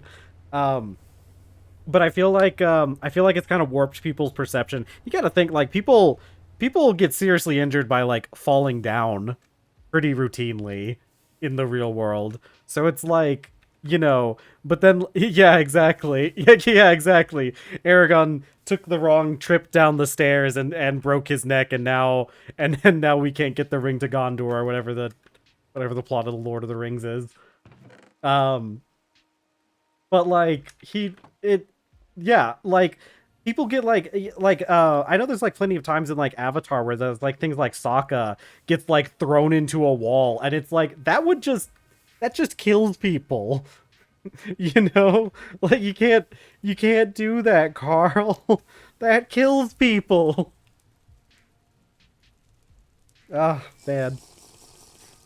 But like yeah, I think people like overestimate like human durability on a regular basis. Oh man, oh man, oh man.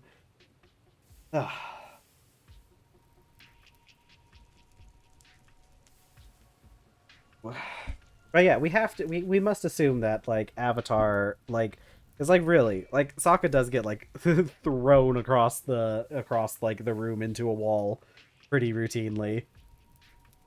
So like we have to assume on some level like they have to be like more durable than a normal person. There's no way. There's no use. Sonic the Hedgehog, Sonic 06, Silver the Hedgehog. We really don't want to believe that one wrong step kill. Yeah, no, true. True. There's a lot of things that go into that. I feel like a lot of dude, I feel like a lot of like people who are super into diet culture also fall into this kind of fallacy, because like a lot of people like I well, obviously like it's better to like be to be conscious of your health and like try and make healthy decisions to like, you know, to live a healthy life. I think people don't understand how likely it is that something completely out of your control could go wrong, and then you're just that's it, you're done. Sorry. Unlucky, I guess. But like it's crazy. I think people really do like to overestimate how they really like to overestimate how durable they are and how invincible they are, you know? We make fun of teenagers for doing that, but man, I think most adults do the same thing. I mean, man, especially once you start getting older and it's like, owie, back hurty. No, no work today, back hurty. And I think it'd be better if everybody kind of acknowledged the fragility of the human condition, because it would make it I feel like it would make people a lot more appreciative of like helping others, you know? Like if you understand how tenuous our existence can be at times, it like obviously you're gonna want to help people. I mean, I hope. God, I say obviously, but God, I hope. Up until you need to call home sick because sneezing herniated a disc. Yeah, yeah, no, that is something that can happen, isn't it? God.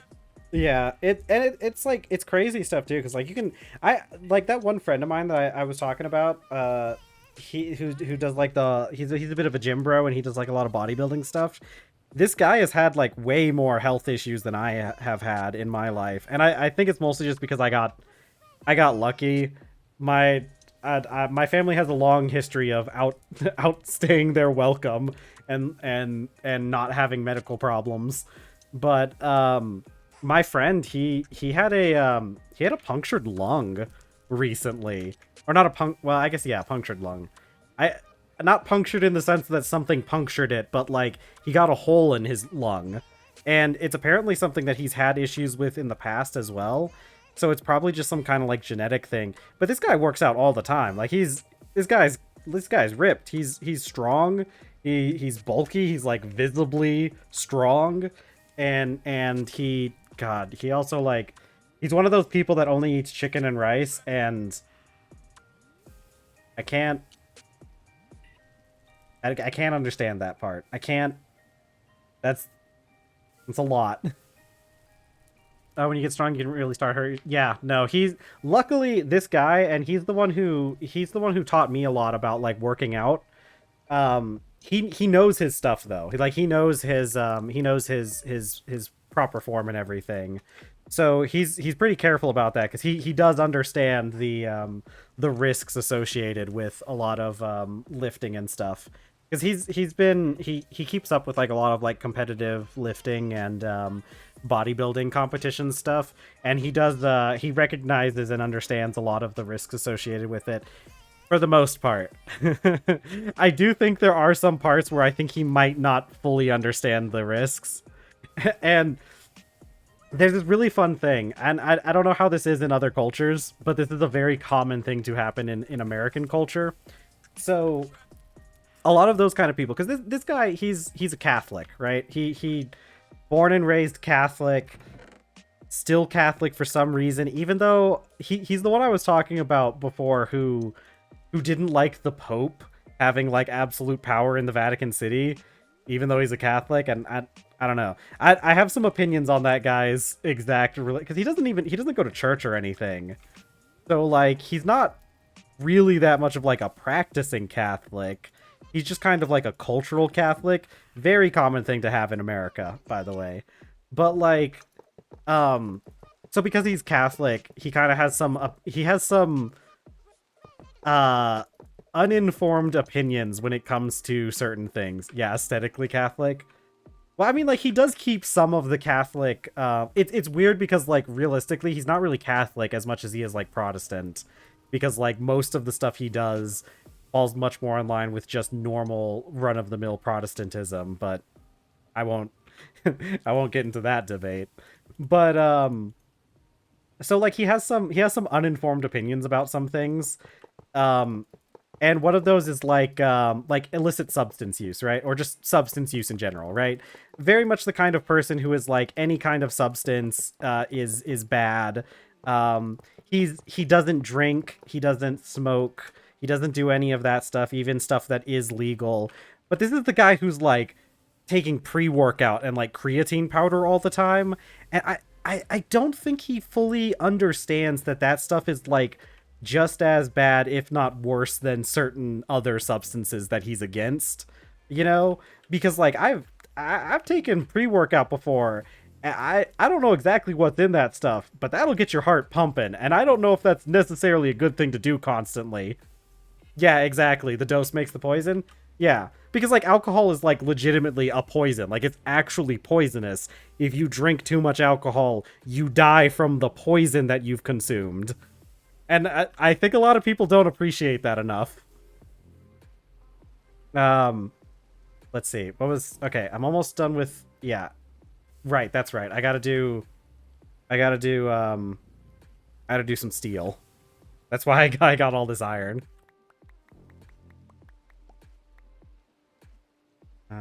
Okay.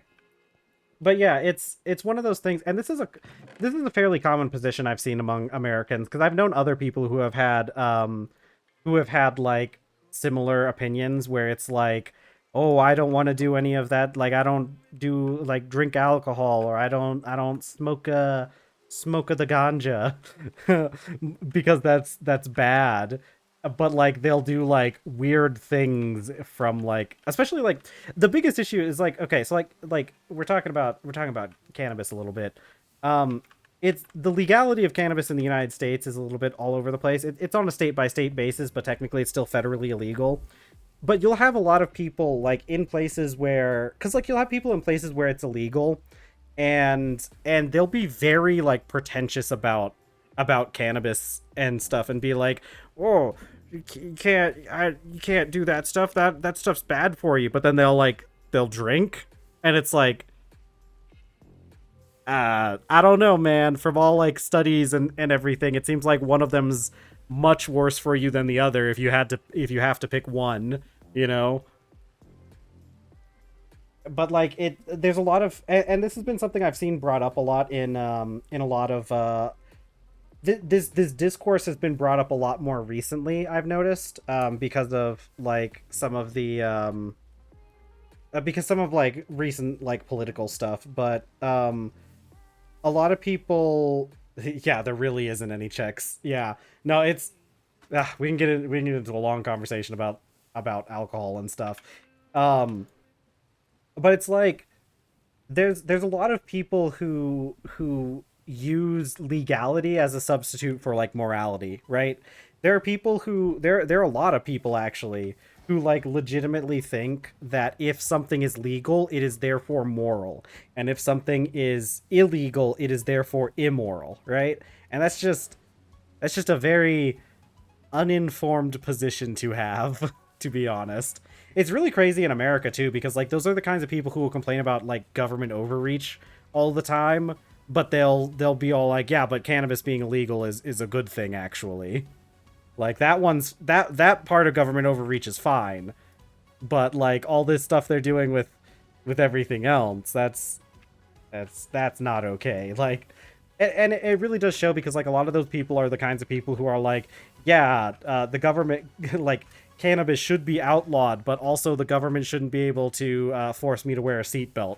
And it's like, man, like I don't understand your political position at all. I'm sorry. Your political position is at that point is just like, I should be allowed to do whatever I want and damn the consequences. Since I'm with the government mandate monopoly on alcohol and control underage drinking. I did hear about that when I was researching some stuff about Sweden. I did hear that you guys have a whole like government run distillery. That's like the main, because let me tell you, I'm sure you'll have something to say about this, but the website, because it was like the official like Sweden like immigration website or something. That website talked very favorably about your government controlled alcohol, your government controlled distillery.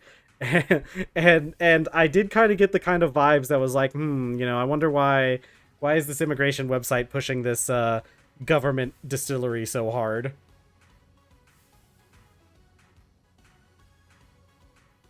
Ugh. But yeah, to be fair, that's also a big thing here in America as well. A lot of the part of the reason why cannabis legislation took so long to like get pushed through is because of the lobbyist for the alcohol industry.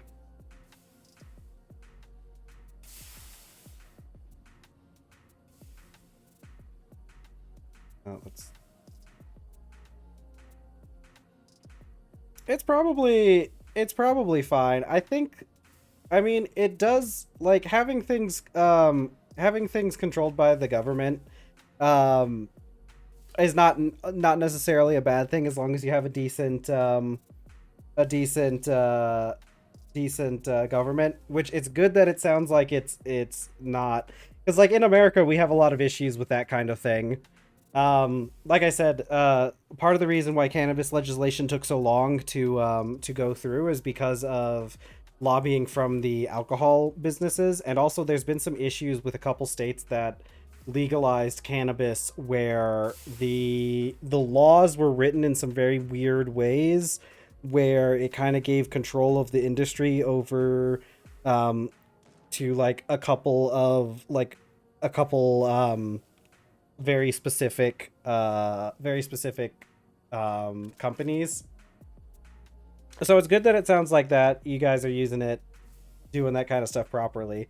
Because if yeah, I just reread your message, and yeah, to control underage drinking, overconsumption, and shady for profit tactics. Yeah,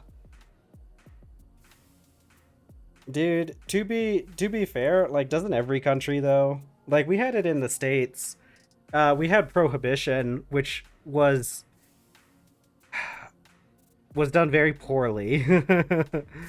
um, because that's the thing. People don't realize that, like, or like a lot of people know, like, America outlawed alcohol a long time ago, back in like, I think it was like the 20s, or maybe it was the 1910s, teens, whatever. It was at the early 1900s where they outlawed alcohol, but like the way that they did it, like, just caused the rise of like of underground,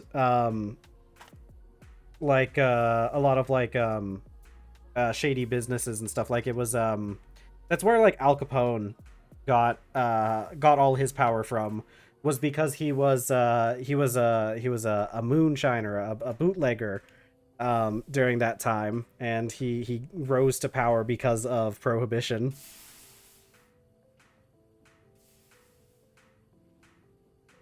Oh, okay, I see. I sometimes I read messages and I get into this habit of just like skimming messages, and sometimes I miss the nuances of things. Yeah, met with hard campaigning for sobriety and almost an alcohol ban. Yeah, because that's basically what happened here in America. Because they had a hard well, they had a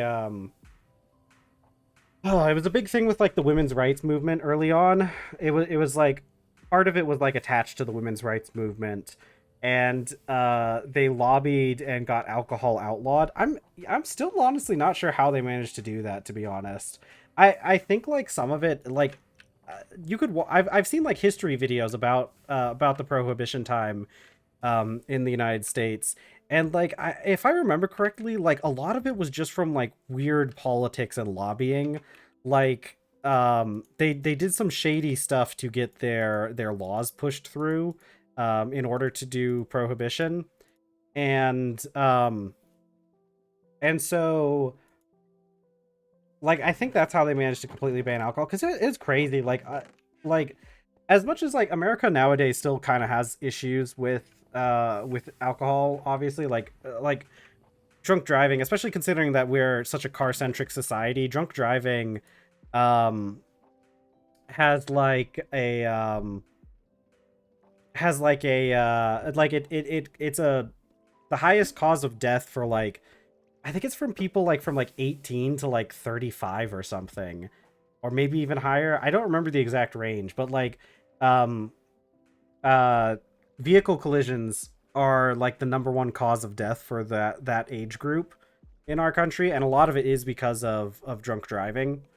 And there's still quite a few illegal homebrewers here, especially here up north. Okay, that's it. Yeah. You know what's crazy? You want to know what's really wild? You want to hear a really fun thing about America? Did you know that in the United States, in most states, now this law does vary by states, like most of our laws do, but in a lot of states in the United States, it is perfectly legal for you to give your child alcohol, and there's nothing that the government can do about it. Like even if somebody like calls the cops and is like, "Hey, this parent is giving their child like an entire bottle of vodka and they're just drinking it," the law can't do anything about it because it's not illegal. It's actually like not illegal in a lot of American states. Now, is your let me ask you this about your listen, CPS can't do anything. It's not illegal. Sorry. It's I heard about that because there was a story from my friend who my friend's wife who worked in the schools, who had a situation where they had a parent who was giving their child alcohol, and they tried talking to like, they told people about it, like people at their job. They're like, hey, this kid's getting alcohol from their parents. They couldn't do anything about it. They did end up doing something about it eventually, because the kid did bring it to school one day. So that was when they were able to step in. But technically speaking, they weren't allowed to do anything about the parents just giving it to the child, because that's not illegal in a lot of states. Yeah, we have some really weird laws around like around parental rights in our country. I'll be real with you. Uh, I'll be real with you. In the United States, you're basically allowed to do anything you want with your child. Like almost anything you want.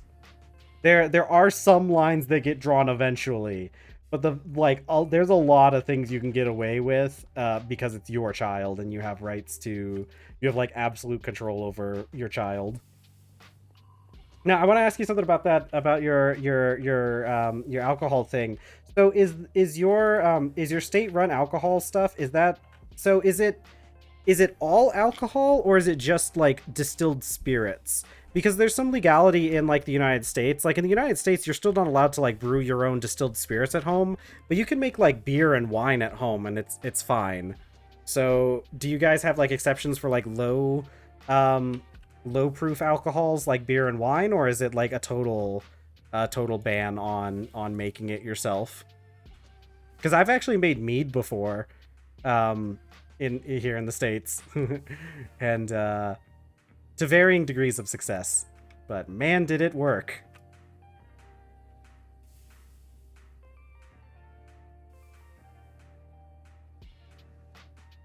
Okay, come on. Gimme. I need one more.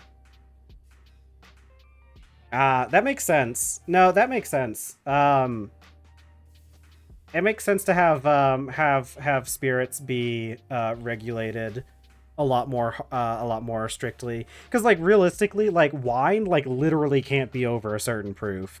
Like I'm pretty sure wine can't go over like, what is it, 20%?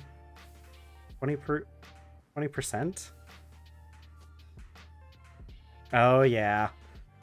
Yeah, I think like I'm pretty sure like it's like basically impossible to make wine that has like over 20% alcohol, which is like 40 proof, right?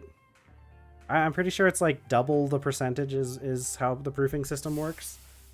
That mead that I made was it was, whoa. Oh, hold on. Hello, game. Okay. Everything stopped. Hello? Okay. What is going on here? Chat, chat.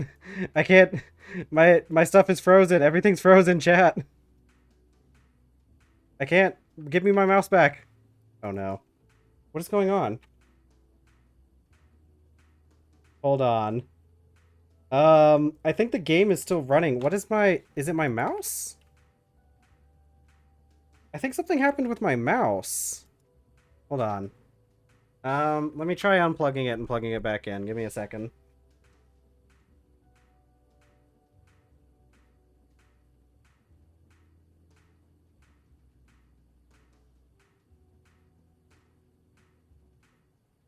Although, like, the music stopped on Minecraft as well. So I don't know what's going on with that. Yeah, I'm having some issues here. Alright. I'm gonna try to do this quickly, because I think I have an idea on something I can do. I'm gonna try to do this quickly. If I do this quick enough, it will probably not... It'll probably, if I do this quick enough, stream shouldn't go down, but I will go down for a second. So let me see what I can do. I'll be right back.